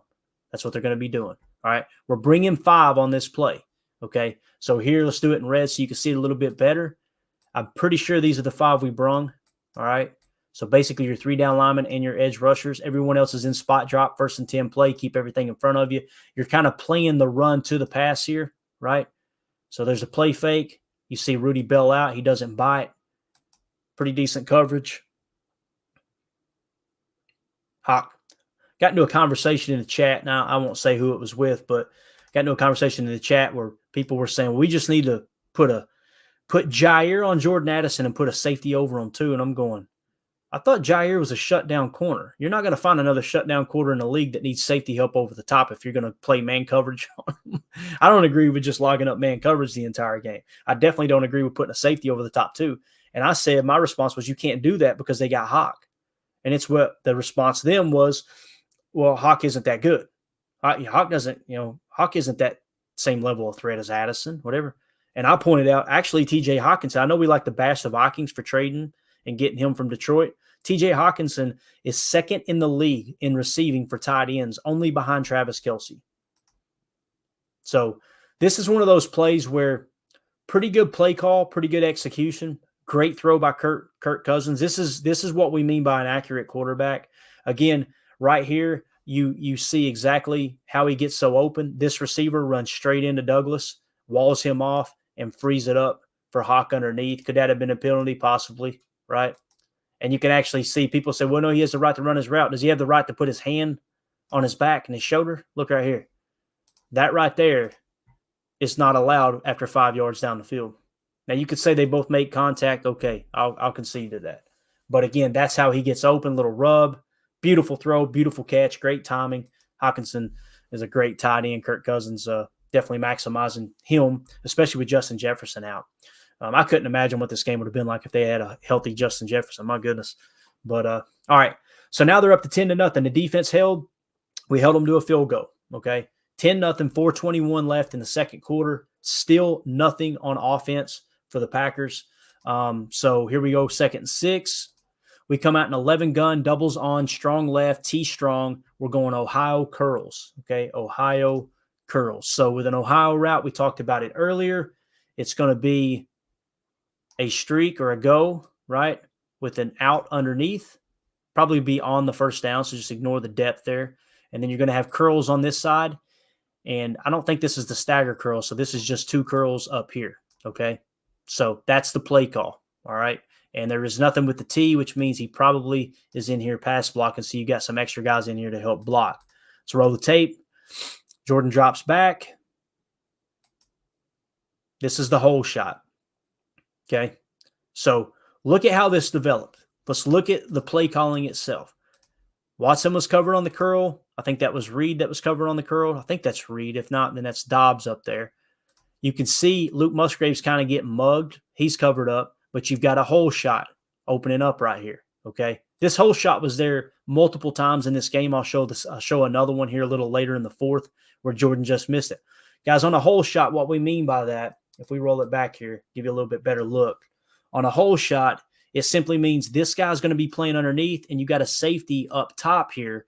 So this right here, I'll do in a different color. This is what we call the hole, okay? I call it the bunker. I heard it called by a high school coach, referred to as a bunker. In a cover 2, when you're attacking a normal cover 2, and that's not the case here. When you're attacking a normal cover 2, there's 3 soft spots to it. You've got 2 bunkers, and then you got the base down the middle of the field, all right? And the base is typically more open in a cover 2 than the bunker is because it's a tight throw. You got to throw this ball. This is an Aaron Rodgers special. You got to throw it nose down. I mean, it's got to be on a freaking line. And you'll see Jordan kind of lollipops it. You cannot throw a hole shot like that. We're lucky that wasn't picked. See how he just lollipopped it? Again, when you drop back, when he hits right here, fire that thing. That thing should be coming out right now, throwing with anticipation and hitting your boy right here in stride. And you know, how many times did we see it with Brett Favre and Aaron Rodgers to Greg Jennings? This is that Greg Jennings special where he would catch that hole shot, then throw a juke on and hit on up the field. You know what I'm talking about? He'd catch that whole shot, make the safety miss, and he was gone. You don't see that happening with these receivers, but you darn sure don't see the quarterback firing that thing in there. And again, you can say he's got pressure. Yes, he has pressure now, right? The ball should be out right now. You should be anticipating that throw. Throw the ball. Throw the ball. Instead, you wait till the last second and you have to lollipop it. I'd rather you not throw it if you're going to lollipop it, right? You're lucky it wasn't picked. If anything, all right, scramble drill. Move to your left, create a little bit of time, but that's just a really, really bad look there. That was to Dontavian Wicks too. So that's how you stall out. Again, we end up getting 3 points on that drive, however, or before halftime. So now we're in the third quarter. It's 10-3. The offense has just been absolutely horrible, right? The defense, we hold Minnesota, who was, like I said, the second best passing offense according to yardage itself. To the best of my knowledge, that was the number I seen on SIS. So strong passing game. Kirk Cousins protects the football pretty well. Obviously having a decent year. Now he tears his Achilles, but we'll talk about that later. With all that being said, the defense holds the Minnesota Vikings to 10 points in the first half. If you had told me the offense is only going to score 3 points in the first half, I would think this is probably going to be 17-3 then. It's probably going to be 21-3, maybe even 24-3, because that's a long time for that defense to be on the field. It's only 10-3. So the defense kind of held strong throughout the course of the offense struggling again. And again, we showed you why the offense struggled. Trying to pass on 3rd and 1. Nobody being on the same page. Josh Myers setting the protection wrong. Josh Myers missing on a run block. All those things compiling, right? All right, we're coming out in a nickel 2-4-5. We're going cover 1 hole. This is I put Sewell playing zone match because I'm just not sure. It looks to me like everyone across the field is playing man coverage, cover 1 hole. Man coverage, right? I think I can't remember who is in the hole here. I believe he's man coverage. So this is your hole. And then you've got a deep safety across the middle. I don't think it's him. I think there's another one back there. I didn't do a hat count here, but it doesn't matter. What I want you to focus in on is Rasul Douglas. Everyone else here is playing cover 1 hole. And watch Sewell, right? Everyone's in cover 1 man. Sewell goes, take him. Who take him? The hole? So you're just randomly going to tell this linebacker to pick up this receiver when he's supposed to be playing middle zone? And when you're playing that hole zone, guys, your whole goal here is you're reading the quarterback, man. And this is a 3rd and 9. First of all, you make sure he doesn't scramble. We're not too concerned with Kirk Cousins scrambling. But you're taking that option underneath away, right? And you'll see right here, Jonathan Owens is spinning down to cover this guy man coverage. Everyone on the field is playing man coverage except for Rasul Douglas. And you'll see just kind of, let him go. And this is how you know Sewell's wrong here. Everyone else is in man coverage, right? And look, now he's covering along with one other guy. That's on Sewell there. I could be wrong, but someone else explain it to me. If it's zone match, Rasul was the only one that got the message, the memo. And here's the thing too, like it's just like the Jordan Love play earlier. If everyone else on the field is doing one thing and there's one player doing the opposite, I'm sorry. You're not going to convince me that one player was right and everybody was wrong. Here you'll see him again. Take him. I think he just had a mental lapse and thought, okay, we're playing zone again. And the reason we know this isn't zone match is because if it was zone match, this guy wouldn't be covering him on this deep crosser, right? Now, there's a lot of different calls within zone match, but everything else suggests man coverage. So, tough look there. Again, PFF agreed. They gave Sewell horrible grade in this game. And I don't want this to come across like, oh, now that Rasul's been traded, Clayton's bashing him. No, dude, Rasul was the second best defender we've had this year. And everybody makes mistakes. If there was anyone who earned a little right to make a mistake in this game, it was Rasul Douglas because he's played great all year long. So let's fast forward, 12:58 left. It's a 3rd and 1 play. We're going nickel 2-4-5, cover 3 spot drop. You're catching the theme, right? We played a whole lot of spot drop in this play. All right, Cousins back. You see that? Guess who that is that slips and falls? This is the play I thought I was hitting on earlier. Watch Jair Alexander up top. Okay, we're playing zone, right? So he's got to protect this zone here and be willing to drive down on anything in the flat. And there is a little flat right there. But right now, he can't give up on that flat yet. He's got to cover this guy. He's got to stay on this guy, right? So you see he starts to bite. Kirk gives it a little look. This right here is supposed to be your highest paid corner. Look at his feet, guys. Look at his feet. And he slips. First down. Jair got cooked. One of many, many times in this game that he just got dominated. All right. Later this drive, 3rd and goal, 9:28 left in the 3rd quarter. Nickel 2-4-5, cover 3, quad sticks. Basically, there's going to be we're playing 4 guys on the goal line here. It's one of those plays where it's okay, 3rd and goal. You play the goal line. Everybody said it so many times. Why are they playing so deep? They're playing this goal line, and they're ready to attack the ball no matter where it's thrown, right? I don't know why, but Owens matches 3. It makes no sense. What I mean by 3, when you hear someone say that's the 1, that's the 2, that's the 3, you start from the outside and work yourself in. That's the 1 receiver. That's the 2 receiver. That's the 3. I know Hawk is a tight end, but he's still referred to as the 2. That's a simple way for defense coordinators and defensive play callers to communicate whose assignment goes where, okay? So for whatever reason, to me, it looks like he's the only one doing this, but Jonathan Owens just latches on to 3 and carries him as if it's zone match, right? And I want you to understand why it was the wrong call, okay, or the wrong play. That's why he's so open. And people immediately said Rasul got cooked. Look at Rasul looking over, going, "Bro, what are you doing? I thought I had safety help on the inside." If you watch it again, you'll notice Sewell is going to be playing outside technique. He's going to wall it off to where this guy can't get outside. What he's doing is he's funneling that receiver back inside where Jonathan Owens is supposed to sit down right in here, okay? And he's supposed to read this bunch look. For whatever reason, he peeks left, and as soon as the ball is snapped, he sees 3 and just runs with him, right? That's not his responsibility there. These guys are playing quad sticks, right? They're playing down here like we said that we wanted them to play all year long. They're playing the goal line and keeping everything in front of them here, right? So watch Jonathan Owens carry the 3 over. Look at Ja. Ja's got the 3 because he's supposed to cover that deep zone, right? And you can see right here, I think he kind of realizes, oh, crap, I screwed up. Yeah, that was your zone, bub. Now, let's take it back again.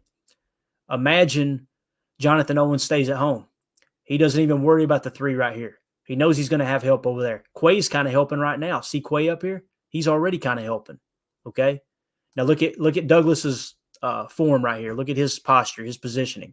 He's walling off that outside. Hawk sees it, cuts inside, wide freaking open. Wide open. And it's because Owens carried the 3 and he shouldn't have. And you can see Sewell's like, what are we doing? So just another miscommunication there. I don't blame the play call there. Again, people want them to play quad sticks. You want them to play the goal line. Don't let anything in front of, or don't worry about keeping everything in front of you. They do it, they get absolutely torched, right? All right, so now we get the ball back. 8:09 left in the third quarter. It's now 17-3. 3rd and 8 play here. All right, we come out in 11 gun double, strong right, T-wing, double chip, dagger, Z-fly, Y-cross, T-choice. Is that a long enough name call for you? Let's see if we can decipher out what this stuff is here real quick. First of all, double chip is just a double chip block. We'll talk about it as the play develops. You're going to go dagger, okay? And with dagger, if you guys remember, it's essentially you've got a deep route, okay? And then, God, I hate when it does that. You got a deep route, and then you're going to have a route that's underneath as well. I think it's actually inside is the dagger approach. Yeah, so I believe you're going to go like this with the dagger, okay? And then you got Z-fly. Your Z receiver is at the bottom. Why is he the Z? Because he is on the same side as the tight end. That makes him the Z, all right? He's just going to run a fly route, okay? He's just going to run a go. You're going to have a Y-cross, okay? So you're kind of attacking at levels, clearing out the safeties. Then you're going to have a T-choice route, okay, for the tailback. Let's roll the tape.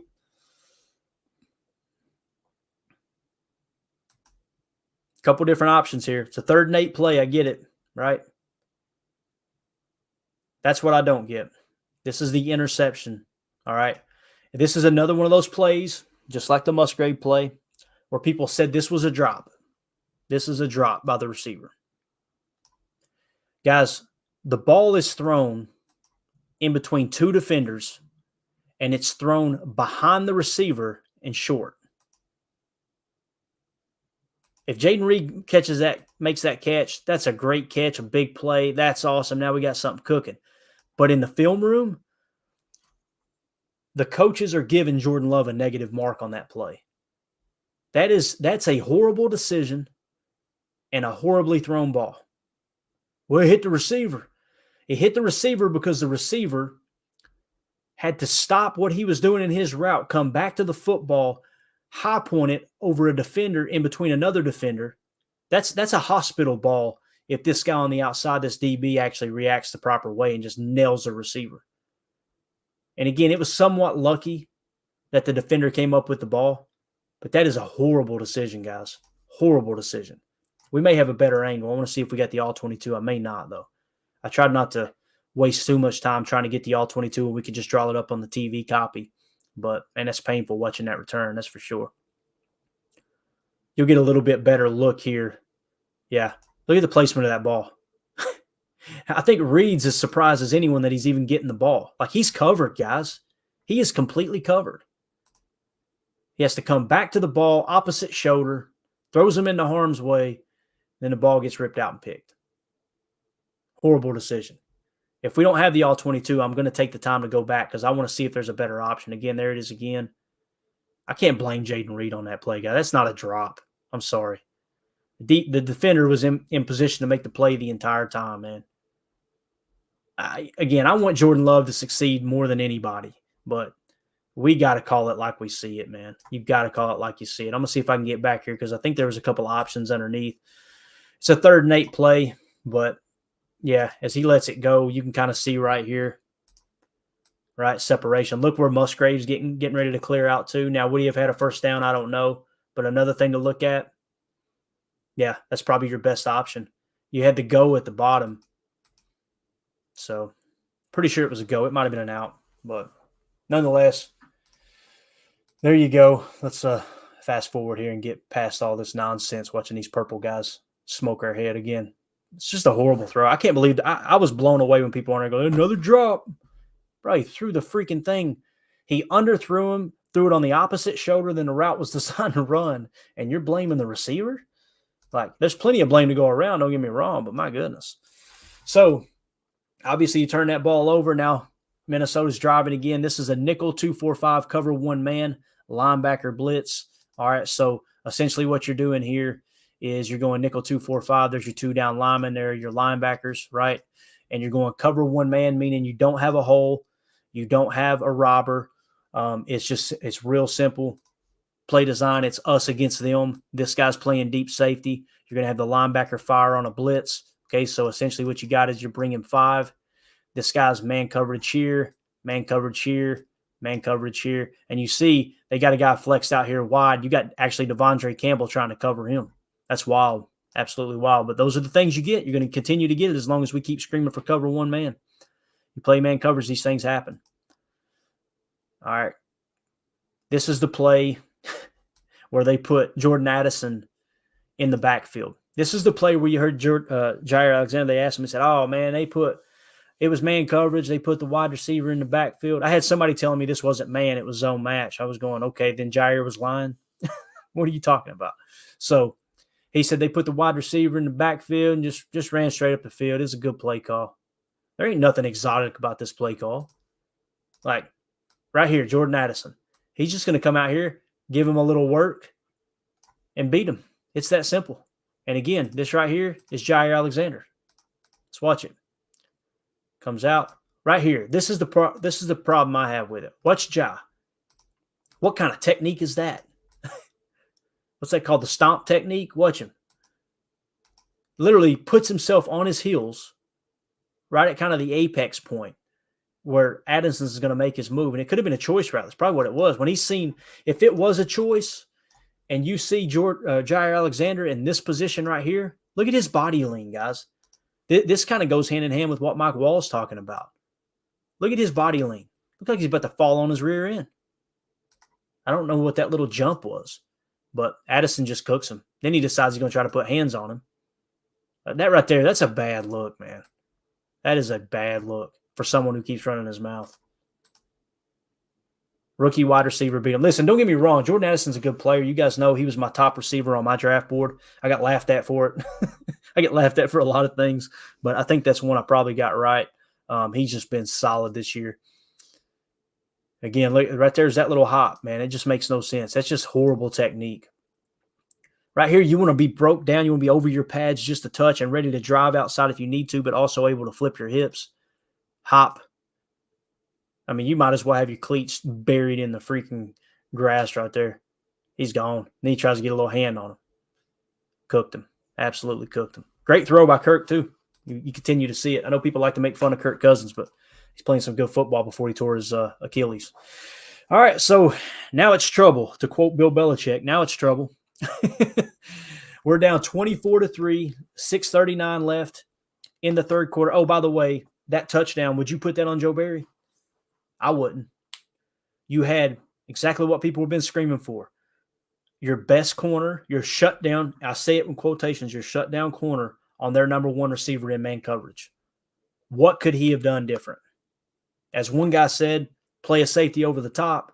Okay, well, now you're making yourself really, really vulnerable to Hawkinson at the second and third level, you know. So to every situation, there's going to be a reactionary, something that's going to be reactionary, and it's going to open something else up for the offense too. So it's not like, okay, here's what you do. You heard Ryan saying this all year last year, guys. When people were screaming for man coverage, he would immediately say, guys, we go to man coverage. You think there's not a way to beat that too? Like, there's a reason they picked this style of defense, right? To just pretend like man coverage fixes your problems is insane. It is. You guys have heard me all year long. I'm not a big fan of it. You get more explosive plays against man coverage. It's just the reality of it, especially in a quarter with cover 3 spinner and zone match principles. Everything's staying in front of you, and you're limiting those explosive plays, which we know anytime you get a play of over 20 yards or more, it triples your chances of scoring points on that drive. That's the whole thought process behind going to the quarters coverage, which we're not even running the defense that we brought Joe Barry here to run. We're now switching to cover 1 man. So I don't think the fans convinced them of that, but I don't know. I think there was a little bit of hearing the grumbling of, I don't like this playing off. Well, this is what happens when you get aggressive with man coverage. You ain't got the big dogs to do it. And I'm sorry, I don't see Jair Alexander as one of those big dogs right now the way he's playing. Could be the back. Hopefully it is, and he gets healthy and returns back to Pro Bowl form, because we have got a ton of money tied up in him. There's no doubt about that. All right, so down 24-3, 6:39 left in the third quarter. We come out in 11-gun doubles, strong left flex, T-same, 38, slot choice, X out. All right. So when we look at the route tree, let me pull this up here real quick. I don't want to tell you guys wrong. Got me a little cheat sheet over here. I'm going to get it laminated too, so we can be a little better on time. All right, so 38, all right, that's going to be a 3 route and an 8 route, obviously, okay? So that's going to be a comeback with a post, all right? So 38, there's your 3, there's your post, okay? That's the 38 aspect. Slot choice, this is your slot receiver right here. He's going to run a choice route, okay? He's going to have, he's going to have say into what he wants to run here, depending on what the defense does, and then you're going to have an X out, okay? With the X out, this is your X receiver, just going to run an out route, okay? So that's the play call. Let's roll the tape. Right here, where's your play? If the ball's coming out, look here, right out of the break. You also have an out at the bottom of the screen, I believe. Look underneath too. Again, this is a 1st and 10 play, guys. Look at that. If you dump that off to A.J. Dillon, you're picking up 6-7 yards, if not a first down, right? Where do we go with the ball? Middle of the field, bang. Who is it? Mr. Jaden Reed. Now, one thing I'll say about this play, this was one of the few highlights I've seen from Jordan Love. Like, this is a good ball. Jaden sees it. What I mean by choice route, watch how he's just kind of lagging now. He knows he's got that pocket there. And Jordan puts the ball on him perfectly. Keeps him out of harm's way, lets him catch it. Good play by Jordan right there. So now we're inside the 5, right? We're down to the 1 yard line. We come out in 11-gun, doubles on nasty, strong right, T weak, max protect, X whip, slot dig, Z choice. That's a big old play call, right? Especially on a 4th and goal when you just need 1 yard. Lots got to go right to make this work, but they did.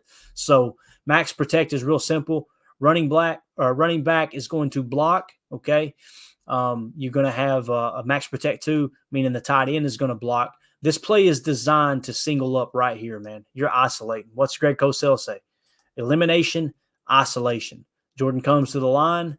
All right, we're going to eliminate this, this, and this. We're going to isolate this one-on-one situation over here where it's basically 2-on-2. And again, what the route is going to be here is X whip, slot dig, okay? So what Jaden's going to try to do is get up here and rub a little bit and then run a dig, okay? And with the whip route, what Romeo Doubs is going to do is kind of come inside and whip back out. Now, he really doesn't sell the route, but he knows just how open it is based off the contact that happens with this conflict defender right here, this DB on the outside. He gets caught a little bit too inside, gets a little too handsy on Jaden Reed, and that's going to make Romeo Doubs wide open. You see Jordan's already made his isolation move. Bang, going out to the whip, right? And like I said, it was kind of a weak whip. Some people could just say it's a flat or an out. I think it was designed to be a whip, but he got open so quick. This is the problem I have with this play, and I bet Jordan probably got a negative mark for it. Look at the placement of this ball. Where should he throw this ball, gang? It should be out here, right? It should be on the outside shoulder of the receiver. Look where he puts it. Whew. That's just a little too close for comfort for me. Not a horrible play. Maybe he didn't get a negative, but you want to see that ball out here. Romeo Doubs having the balance he has, thank goodness, he's able to get turned around and make that grab, right? So not a horrible play. One of the better, like I said, one of the better play calls of the day. And again, watch Jaden. Occupies him just enough, right? Because they don't know if they're going to switch release or not. That's what they were concerned about. You can kind of see Jaden knows, and these are the little things that Jaden does as a rookie that's pretty impressive. He knows if I go just enough to the outside to occupy 21, that's going to free Rome's up even more. Bang. Again, that ball, man, I really like to see it on the outside, but you know what? It's a touchdown. Great grab by Romeo. Just like to see a little bit better accuracy there for sure. All right, so fast forward ahead. This is the play where Kirk Cousins gets hurt, I believe. Yeah, right there. So I just want to show it real quick, not to add insult to injury, but just so you guys can kind of see, okay, here's where he popped his Achilles. So at this point moving forward, there's no Kirk Cousins, okay? I'm glad they're not zooming in because I didn't really want to see it again. But hate to see it, man. I think Kirk's a good guy. I know some people are going, but they laughed at us when Anthony Barr broke Aaron Rodgers' collarbone. It's a fair reason to want to laugh at them, I guess. But I'm trying not to be that guy. You know what I mean? All right, down 24-10, fourth quarter, 10:30 left, 3rd and 19 play. We get them in a 3rd and 19 on this play. We're running dime 1-4-6 country quarters spot drop. Okay, that's the play call. So with dime, you're only rushing 3. Okay, you're only rushing 3. When I say dime, obviously nickel means 5 DBs. Now we've got 6 DBs in, okay? And everybody, we're running country quarters, which is basically going to be zone, zone, zone, deep, and then underneath there's going to be, there's going to be 4 zones underneath as well, all right? So let's roll the tape. What's crazy is we get pressure on them. We get pressure with a 3-man rush. Look at Kenny. So that's when he popped the Achilles. That's what happened on that play. Yeah, you could tell right there it was. I'm trying to think if Kenny actually earned the sack or if he had already popped it, but he pops it right there. He pops it, so it's kind of over. But still Kenny battling. That country quarters is what forced the sack, really. You know, there was nowhere to go with that ball there. So we're going to hold them to a field goal, right? Another win for the defense. And then, of course, this is a rookie, Carl Brooks, with the block. Really cool seeing the rookie get this. We've now have, 2 blocked field goals this year? So I know it's easy for us to kind of get on Rich Bisaccia for the penalties on special teams, but one of the bright points on this year, I can't remember the last time that we had 2 blocked field goals in 1 year. I don't think it's happened recently, but, you know, I could have overlooked it for sure. But nonetheless, big play there. Defense standing tall, special teams coming out and going, all right, we're going to give our offense a chance to win this ball game, right? There's Carl Brooks getting the big paw on it. Great play there. All right, so you're still in this thing, man. You still got a shot, right? You still got a shot. So next drive, 9:18 left in the 4th in the entire game. It's 1st and 10 play. We come out in 11 gun double, strong left flex, T-same, 59-84. All right, 11, 1 running back, 1 tight end. Okay, strong left flex means strong left. Tight end's on the left side. He's flexed out in the receiver position. He's actually on the line of scrimmage. We're going T-same, running back's on the same side as the tight end, right? And the route combination is 59-84, all right? So what's that mean? You're going to get your first receiver is going to run an out, okay? You got a fly, which is a go, whatever you want to call it, non-route. And then you got an 84, which is a post curl, okay? So you're going to get a post route, and then you're going to get a curl. All right, that's your route combination right there. You can see a couple options deep. If it's middle field close, which is what they're showing right now, then you're probably going to look to work the outside of the offense on the out, or maybe the outside shoulder of Musgrave, okay, unless there's some kind of late rotation and they're sugaring a little bit. If it was middle field open, you might look to get skinny with a little choice route here with Luke Musgrave in the slot, or in the flex position, or maybe Jaden Reed on the post route. All right, let's roll the tape, see what happens here. 1st and 10. I don't like that we're being that aggressive down the field, right? But again, Jordan, people seen this and they said another drop, right? Another drop. You see Romeo Doubs right here on the little out. Let's watch it. Look at the placement of the ball, guys. Late coming out. The ball, he's already out of, he's already sitting. He's sitting on the sideline already. That's how late Jordan was getting the ball out. Like, if you're going to throw that out, throw it, right? Throw it now. Steady, waits, throws it. It's low. Doesn't even have the velocity to get out there. And then, of course, counts as a drop, but that's a horrible throw. That's two negatives there, right? That's a negative on Dobbs. That's a negative on Love right there. So that's kind of how I see that. So still 24-10. Minnesota gets the ball back, right? 6:02 left in the game, starting to really wind down, and you don't really see a chance of winning here. We come out in a nickel 2-4-5, sugar A, cover one man. This is 91 Preston Smith with a speed dip and rip. I want you to key in on Preston up top. Great play. He had a monster game, one of the best games of his career. Speed outside, dip, rip. Hits him, strips him. Defense gets the ball back for the offense. Huge play, clutch situation. Offense sputters. Defense continues to give the ball back. They force a ton of 3-and-outs. They blocked the field goal for you. The special teams did. Now the defense gets you a turnover, gets the ball back. I mean, that's a great move by Preston. Again, it was the backup quarterback. I don't understand why Kevin O'Connell was passing. Don't get me wrong. It was malpractice at the head coaching spot to just continue to keep us in the game by refusing to run it. But again, Preston Smith, great job there, having the awareness to go for the ball too. Little strip sack. So offense back on the field, 5:20 left, 2nd and 9 play. We're still down 24-10. It's rough, guys. It is so rough to see how many times the defense and the special teams gave you an opportunity to win this game, and the offense just couldn't put it together, man. 11 gun, doubles nasty, strong left, T weak, 45 switch, sit dagger, T swing. All right, let's talk about the route combination. We'll try to speed this up for you guys. So 45 switch, which is basically a curl flat. Okay, so you're gonna come out here and curl, and you're gonna attack the flat.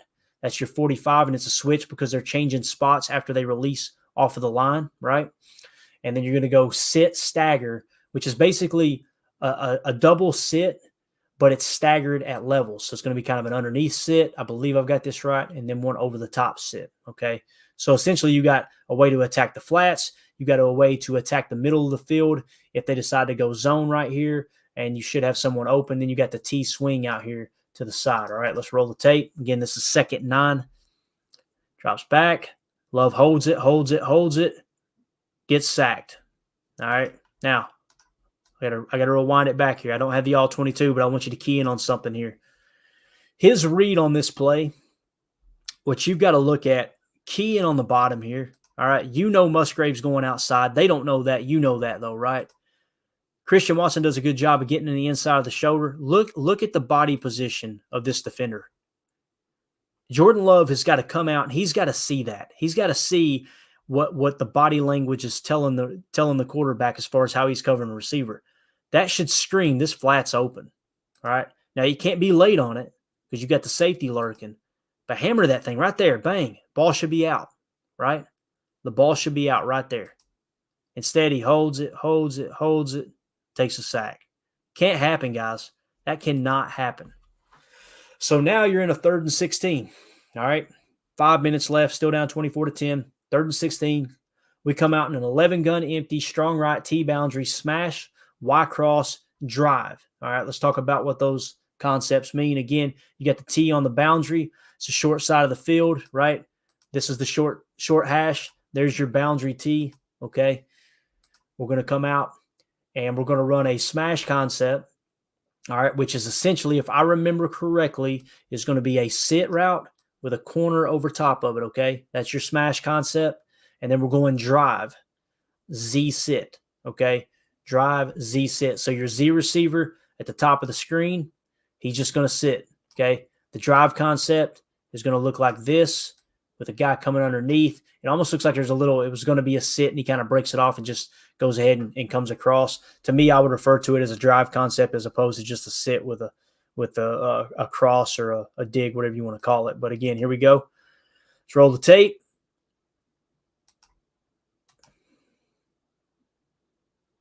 Look where he puts this ball. Now, I want you to think, it's 3rd and 16. We've seen this over and over and over at the end of the game, right? It'll be two down territory, right? Where it's like a 3rd and long. Okay, let's just try to pick up a chunk here and make it manageable, right? Instead, he goes for the kill shot. Are there any better options? Let's look. Kind of hard to tell without the all-22. As the ball comes out, really nothing there, is there? Nothing there. I can't fault Jordan here. You got to go with your only matchup. The only other thing he probably could have done, guys, especially seeing this defender right here. We're being really overcritical of Jordan Love right now. I want to be very clear of that, okay? They played this absolutely perfect. You could say it was a bad play call. I get it, but I would like to see them try to attack underneath on the 3rd and 16 and make it a little bit 4th and manageable rather than just going for the kill shot right off the bat. But you see this defender and how he's reacting. It suggests Jordan should be able to scramble, right? And I'm okay with him scrambling on a 3rd and 16. Try to pick up 7, 8, 9 yards, right? Make it 4th and manageable. Instead, he sits in the pocket, goes up top to Christian Watson. This is another one people say, Christian Watson not win a 50-50 ball? How is he supposed to win that 50-50 ball, guys? Like, seriously. The defender has look at where the ball is at. If the ball is back here, and again, I'm not faulting Jordan Love for not being deadly accurate, okay? I got it. He's inaccurate. We know that. I'm not going to pile on. If the ball is up here, that's what I would consider a better shot at a 50-50 ball. But putting it behind him with the defender right there, and I think Christian does have a little bit to argue with here as far as it should have been defensive pass interference. As you can see on the corner, he's got his hands on him right now. They're a little bit of hand checking, but look, the problem is he's getting his head around just enough, and the officials will allow that. But not a great ball in my opinion, but everything was covered up. I can't completely fault Jordan Love there. Like, how is he supposed to catch that, gang? The people that are saying he needs to win these 50-50 balls, what does he have to do right there? Like, it's darn near impossible. You noticed coming down the stretch here, though, Jordan was definitely looking for Christian. There's a better look. Here's what Christian's upset about. Look at that hand. He's holding his elbow completely, right? That is pass interference. But the fact that he's got his head looking at the ball and, the official's over here off screen, the other official over here, they're just going to let that ride with the game on the line. Not saying I agree with it, but I understand why they didn't call it. So, went to Christian Watson, trying to get him a 50-50 ball. The ball wasn't thrown high enough to even make a play on it. Defender perfectly in position. Sucks, right? 4:54 left, 4th and 16. Now you're in a big hole here, right? This happened all game long. This is the only one I showed, but it was tough to watch him scramble in these situations. Actually, I think I show another one here in a minute, but it's tough to watch him scramble in situations where it's 4th and long. And rather than try to give your guys a chance to get the first down, he decided to scramble. That's what the defense wants you to do. They want to bait you into the fact that you think, okay, I can scramble for this. Next thing you know, you're coming up 5 yards short, 3 yards short. But the play call here, in case you guys wanted to dissect and determine whether it was a good play call or not, is 11 gun empty, strong right, T same wide. We're going 98 Dino T fly, okay? So when you look at this play call, 98 is a go post, okay? Go route, little post, okay? Maybe even, round it in if you think that's necessary. And then you got the Dino, which is a post, okay? So this guy is looking to do this and then a post off the backside of it, okay? Actually, I've got that wrong. Let me start over here. I see the T up there now. That's my fault. So again, 98 is your go post, okay? And then you're going to have Dino concept, which is 2 posts. And then your T is just going to fly, okay? Go to the end zone. That's your play call. Now, they're looking for this, right? They're basically covering the 5-yard line to the end of the end zone. Jordan decides to tuck it. Obviously comes up short. That's a tough look, man. You'd like to see him try to give a receiver a chance rather than trying to scramble on a 4th and 16. But, again, not a perfect situation for anybody there. All right, 4th quarter, 2:41 left, 24-10, still down 24-10. We come out in again, it's a 1st and 10. We come out in 11-gun, double spread, strong right flex, T-same, X out, slot climb, 95 T stab. All right, let's talk about what it means. X out. Let's see here. With the X out, so the X receiver is on the line of scrimmage, okay, opposite the tight end. All right, so that would make him the X. So He's going to go on an out route, and then when he realizes the ball doesn't come to him, he's going to just try to turn it into a little bit of a go, like a fly, okay? You're going to have a slot climb and the T stab. I may have that wrong. Actually, I think I do.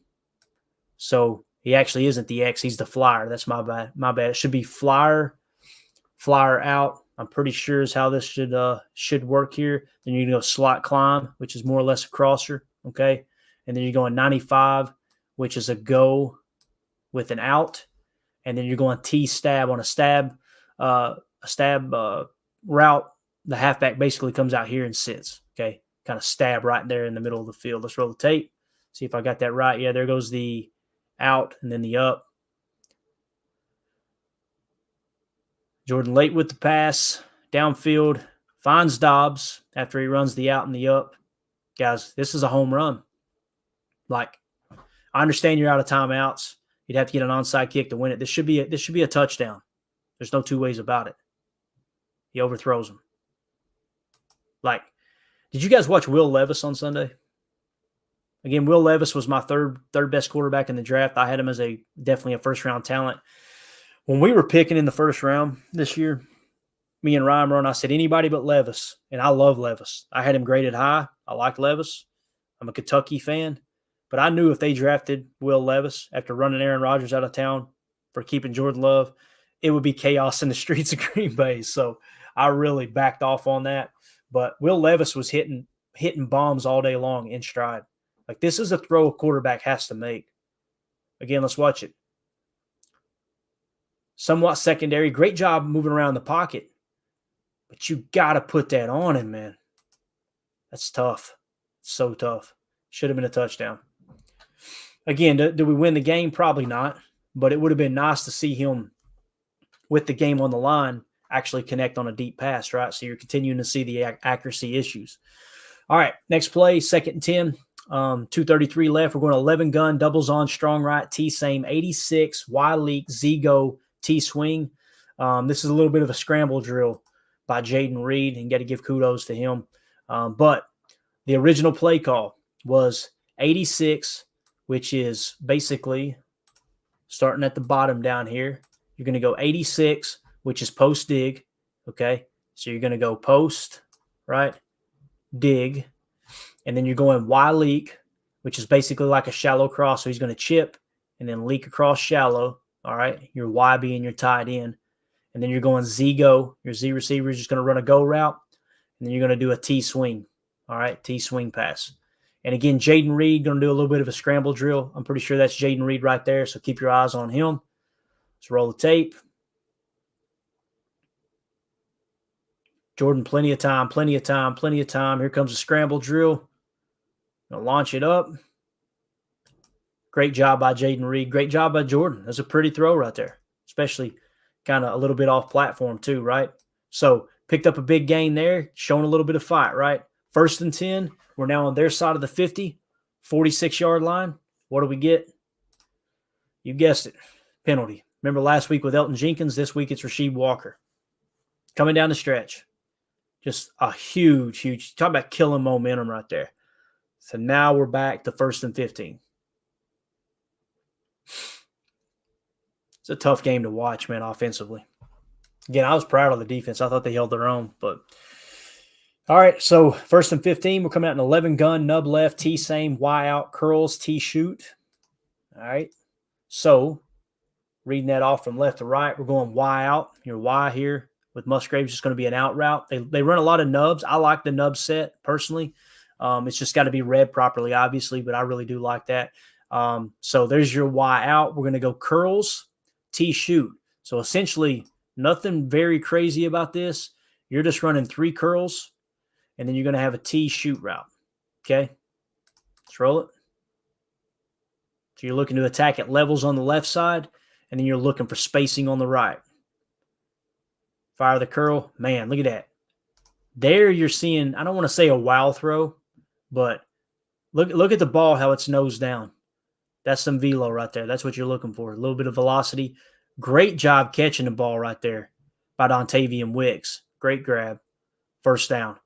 Pretty ball by Jordan. Didn't hesitate. Back foot hit. Let the thing freaking go, right?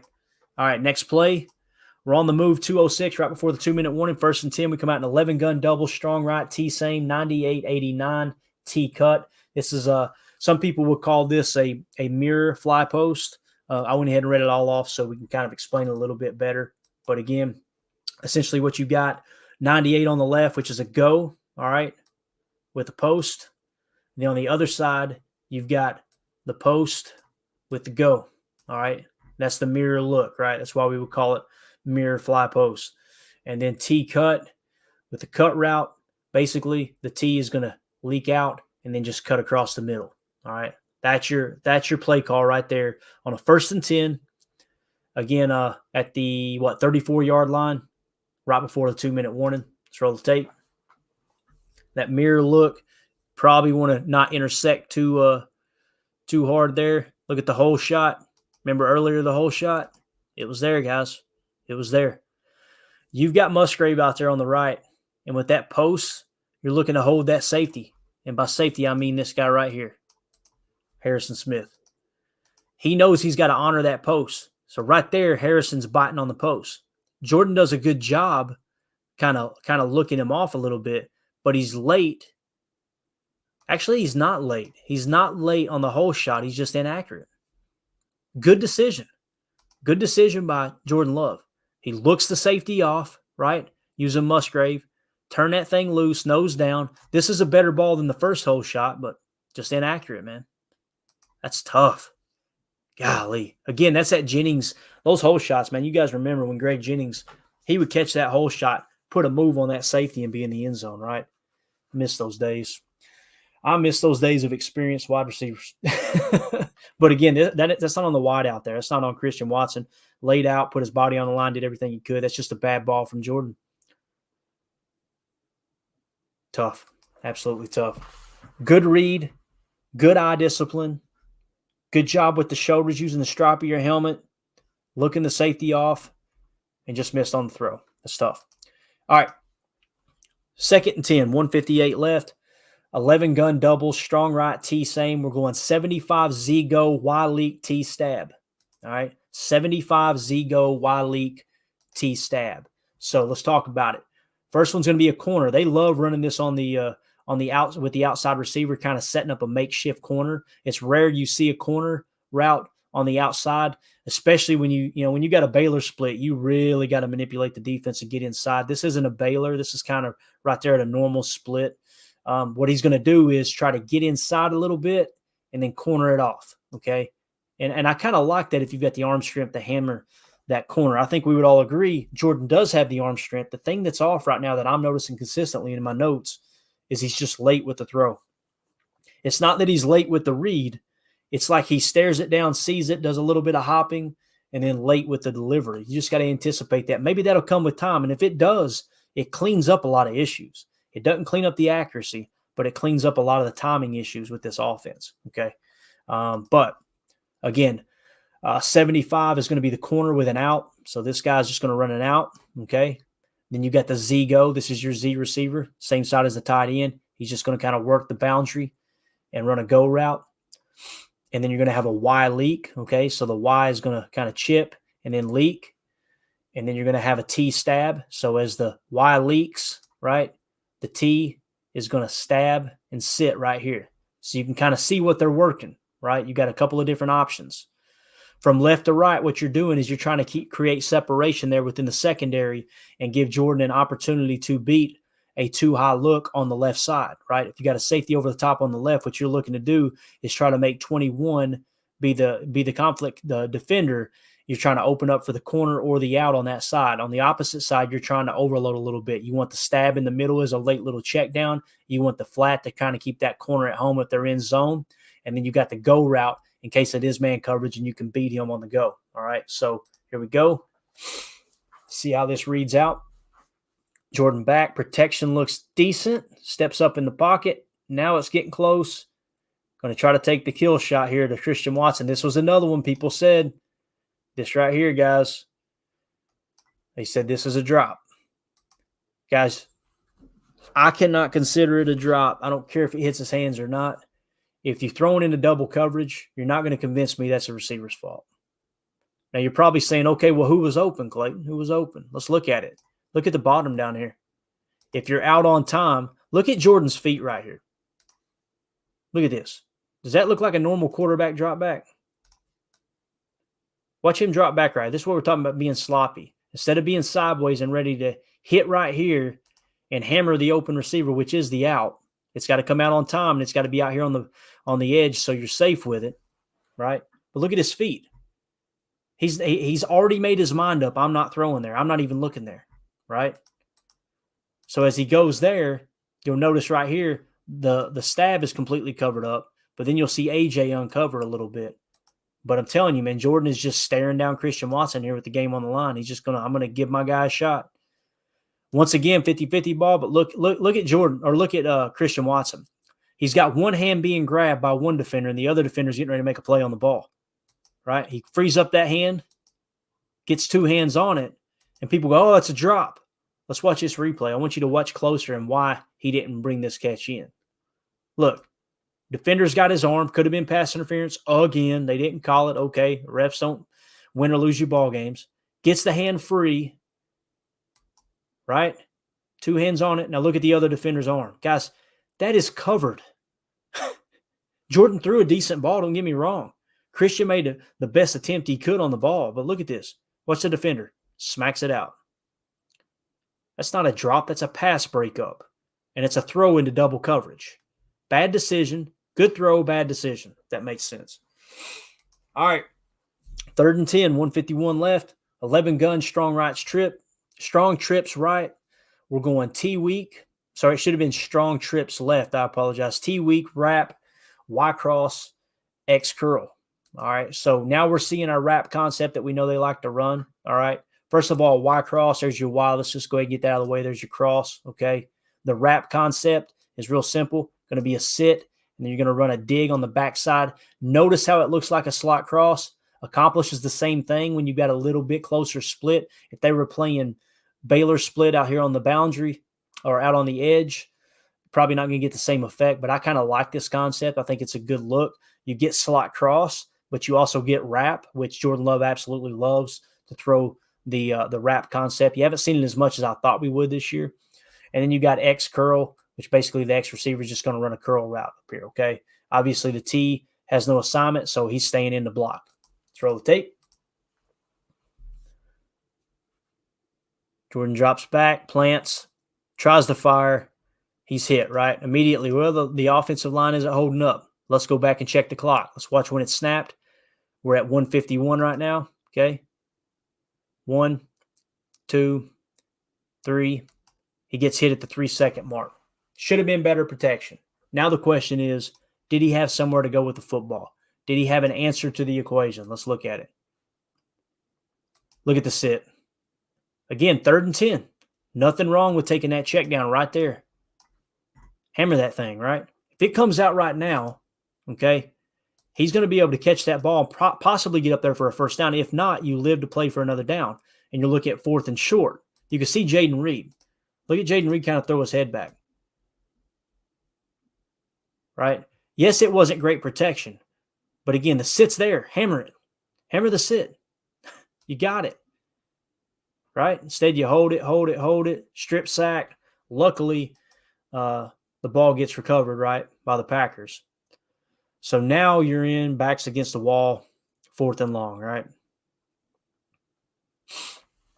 Here's a better look at it here, too. We got the all-22. Look at the sit. Also, this will make you sick. Look at the crosser, right? So why did the ball not get there? What happened? Where's Jordan looking? He's looking deep. Guys, when you come out here and you see 3 safeties on the shelf, why would you try to push it deep? That's a bad post snap. I mean, that's not good football, right? You look up, okay, you got man coverage on Dobbs, right? He's got safety help. There's nothing's going to be there, right? You don't even need to look at this safety because there's nothing contesting that, right? What you're looking at is your cross, possibly your dig, but you know these guys are deep. They're planted. Maybe he's trying to hammer the dig. I don't know. But again, it's 3rd and 10. It's 3rd and 10. You got to play for the 4th down. Check it down to Reed. That's your play. He's trying to let that dig open up, and maybe it would have been there right there, right? But it's too late. You're already getting hit. So probably got to chalk that one up on the offensive line more than anybody, because the dig would have been there if he'd had 4 seconds, but you can't expect to have 4 seconds to throw the football, man. Watch it again here. And look at Musgrave. Maybe he's not as open as we think. Let's watch Musgrave here. The sit's definitely open. Yeah, you got to throw that ball. Look at this, guys. We now know 3 on the shelf. You got 3 safeties up top. You know it's man coverage on the outside. It's man coverage here. You got to put that ball right here for Musgrave. You've got to. Look at the stripe of Jordan's helmet. See it? He is looking way out here. It's like pre-snap. He determined 3 on the shelf. If they stay 3 deep, I'm just going to wait on the dig. Why not take a peek here, man? Get him out here in space. This is the type of stuff that you see him doing for Sam Laporta in Detroit. All right? So I just said it was probably on the offensive line. I put it on Jordan too, man. Now it's closed, right? People look at that and go, oh, he's covered and he's getting hit. Now I'm talking about back here. I mean, right off the bat, snap, throw it, right? And if you don't feel comfortable throwing that, then hammer that sit, right? You should be dropping back, going here first. You're looking at the safeties first. All right, you know they're all on the shelf. They're not making any dramatic moves. You know it's man coverage. It's press man with safety help over the top over here. All right, you're looking here to the sit, right? Instead, Jordan drops back. He's looking at the safeties going, I want that dig. I want that dig on the backside. That's how you end up in a 4th and long situation. Again, not great protection. There was enough time to hit the open guy, 2 open guys, but it is what it is. All right, 4th and 20, last play. All right, I'm glad it's almost over. We probably went for 6 hours. It feels like it. This is a long one, but I want to point all these things out because this is the reason they stayed in the situation they were in and why they couldn't get anything going down the stretch, even though the defense continued to get them the ball back. 11 gun, nub left, T-Sane, Y drag, slot climb, Salem, T-leak is the concept. All right, so we're going to come out and we're going to go Y drag. Here's your Y nub, right? He's just going to run a quick drag route, all right? Might even be more shallow than that. You're going to go slot climb. Which one's the slot receiver, right? That gets tough. Well, opposite the tight end on the line of scrimmage is your X. That makes him your X, okay? So who's the slot? It would have to be this guy right here, right? So he's going to go slot climb, which is basically like a crosser. Definitely more of a crosser than I just drew out, more like that, okay? And then you got Salem, which is a corner dig, okay? So a Salem corner route, dig underneath. There's all kinds of options here. And then you're going to have the T leak out, okay? 4th and 20, though, that's the problem, right? 4th and 20, you got to pick up 20 yards because of the mistakes you made on the previous 2 downs. Dropping back, and he's going, all right, man, you know what? Let's just let it rip. And this right here, people looked at this and said it was a drop, right?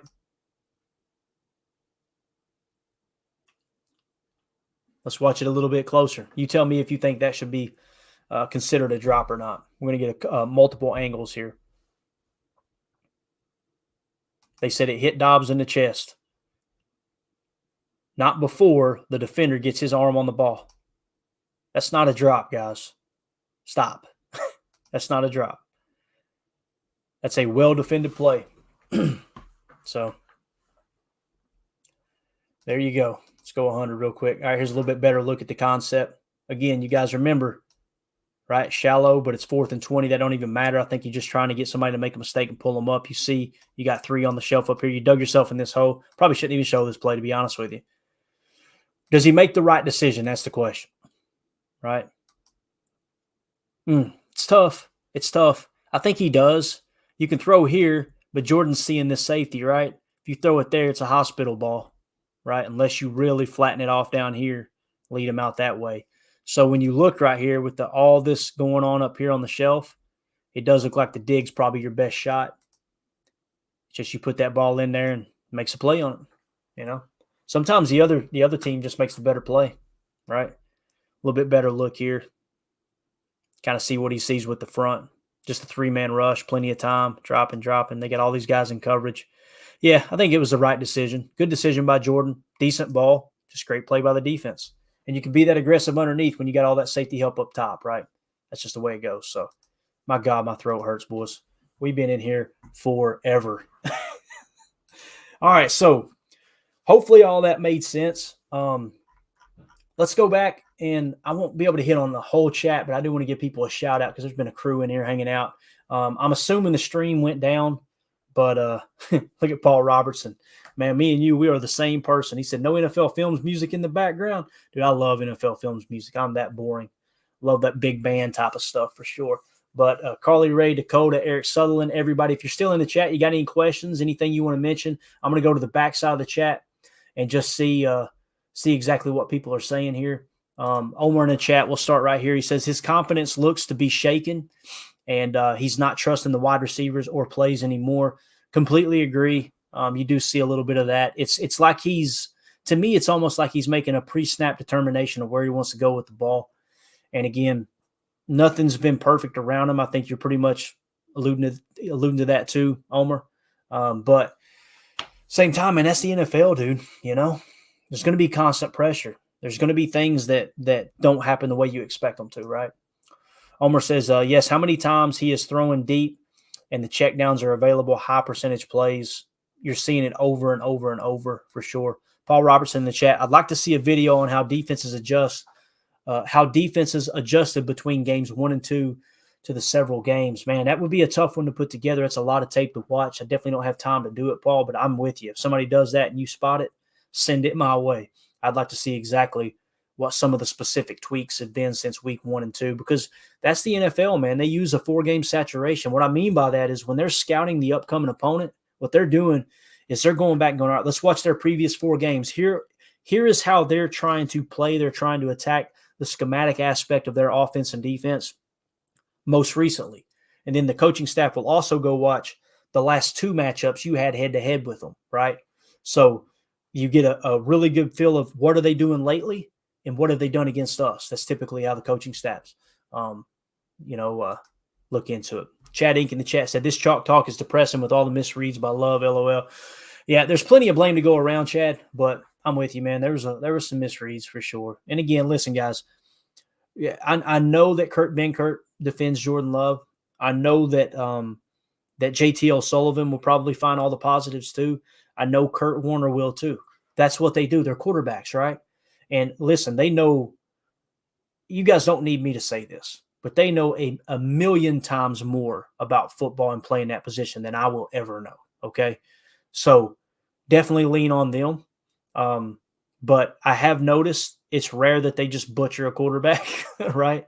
So, they're going to try to find the positive, especially Kurt, being a former teammate of Jordan, right? Rightfully so, man. You wouldn't see me going on here and trying to openly dog Tim, Jacob, or Emilio, right? Or Carly or anyone else, That's just being a human being. But what I always try to do is take all the information, put it in a pot and go, okay, what do I think is the most accurate depiction of what happened? And that's the only way you can really learn, for sure. Let's see what else we got here. Omar says, funny thing was they keep trying to go short first half of the game versus the Broncos. Then they opened it up. The offense woke up, but it needs to be balanced. Good team's not going to get beat with that. The thing I've noticed, and people ask me, one guy asked me, he sent me a text message and said, why do you think the offense is struggling so much in the first half and then it gets better in the second half? The answer is really simple to me. You're trying to play more condensed in the first half with the 12 personnel. And then once you go down by 2 or 3 scores in the second half, you got to open it up. Then you stay in 11. 2 things happen when you do that.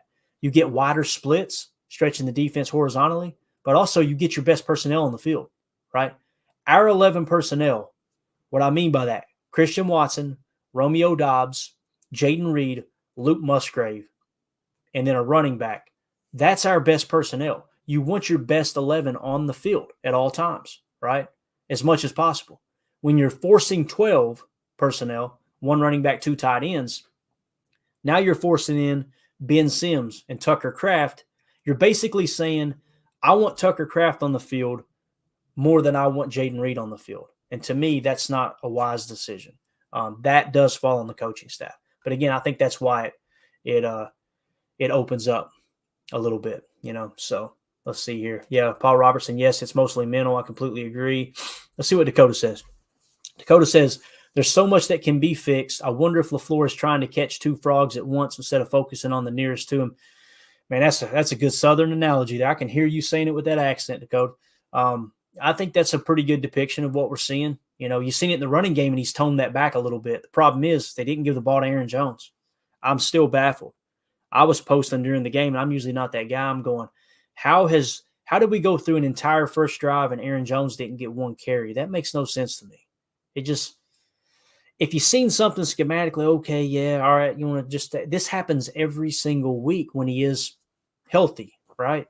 It's tough, man. I don't want to be the guy to play like Monday morning quarterback and try to pretend like a coaching staff doesn't know what they're doing. But that's just the stuff. When people ask me the question, I'm going to answer it honestly, and that's the stuff that bothers me. Like, man, we can't get any rhythm because we're trying to force things, right? Let's see. Creed in the chat. I don't think I've ever seen you in here. JT hacksawed Justin Fields to start the season, LOL, but agree. Let's see. 10 hasn't been sharp at all. Some glimpses of elite talent, but more so missed reads and forced into coverage. Hopefully he can grow. I think that's a pretty fair assessment. Don't really have anything to add or take away there, Creed. I think that's pretty fair. Let's see. Paul Robertson says, LaFleur, from what I've heard, is spending more time with other coaches. Too many eggs in too many baskets.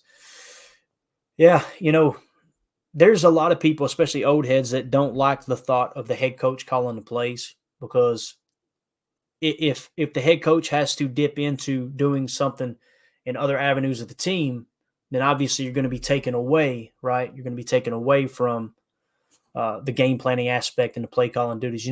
One thing that does get kind of lost in the mix here is when we talk bad about coaching staffs, we pretend like they're not doing everything they can to fix it. These coaching staffs, guys, they're working around the clock. I mean, there's many players that would make great coaches, but they refuse to do it because of the time that it demands. I mean, these guys are sleeping at the facility. In some cases, they're sleeping 4 hours a night, and every other waking minute is them trying to figure out a way to get out of a rut, So we do need to mention that and put it into perspective. Again, I'm not big on LaFleur right now. I was a huge fan coming into this year. I thought we would be a lot better off. I think he's made a lot of mistakes, but I blame Goody more than anyone. It's going to be hard for any coach to win with this team the way they're playing right now. That's just kind of how I see it. So, all right, let's see what else we got here, and then we're going to wrap this thing up. Man, we've been going for 2 hours. I can't believe y'all stayed in here this long. Y'all are way more dedicated than me. I'm just going to tell you. Let's see. Carly Ray says, too many tabs open in LaFleur's play calling or play scouting safari window. As I always say, Carly, more windows open than a trailer park. Let's see. Omar said, how did he not give Jones the ball the first 8 games last season? I don't know, dude. And he says, Matt refuses to lean into the running game. He don't get Jones the ball enough. He don't run on first downs, and he abandons run game soon as they are trailing. Yeah, I think there's a little bit of that going on. All right, let's see what Creed said. It's probably a criticism. Anytime it says take this with a grain of salt, it means I did something wrong. Let's see what he says. Take this with a grain of salt now. But if this team doesn't win another game, do we see Bisaccia take over as head coach and we part ways with Matt? Goot seemed to make a point yesterday that we expect wins. Oh, man, that's tough. Again, I've pointed out over and over, gang, that if the idea was to run Aaron Rodgers out of town, get rid of every bit of experience we had at the skill position, meaning your Alan Lazards, your Randall Cobbs, your Bob Tunyons, your Mercedes Lewises, all those guys, those potential targets, and put Jordan Love out there with obviously less than he needs to get the job done, it's hard for me to blame Matt LaFleur, part of me almost hopes that Goody and them said to Matt LaFleur, hey, look, this is going to be one of those years we take our lumps. You're safe. You'll be back next year. Matt's just not acting like that. And maybe that's a good thing that Matt isn't just going, hey, it's okay. It's going to be growing pains. He wants to get everything he can out of these guys. I don't know. I really don't know how to answer that question or respond to your comment, Creed. Just got to see this season play out. Now, if you're saying we don't win another game the rest of the year, absolutely there's a chance LaFleur gets fired. You kidding me? Probably happens, right? Probably happens. I don't know what Tim's in here laughing about. Probably has something to do with me, though. Sorry, Tim. Glad to Glad to provide you humor there, buddy. Look forward to talking to you tonight, man. Paul Robertson says, Sean McVay sleeps about 4 hours a night during the season.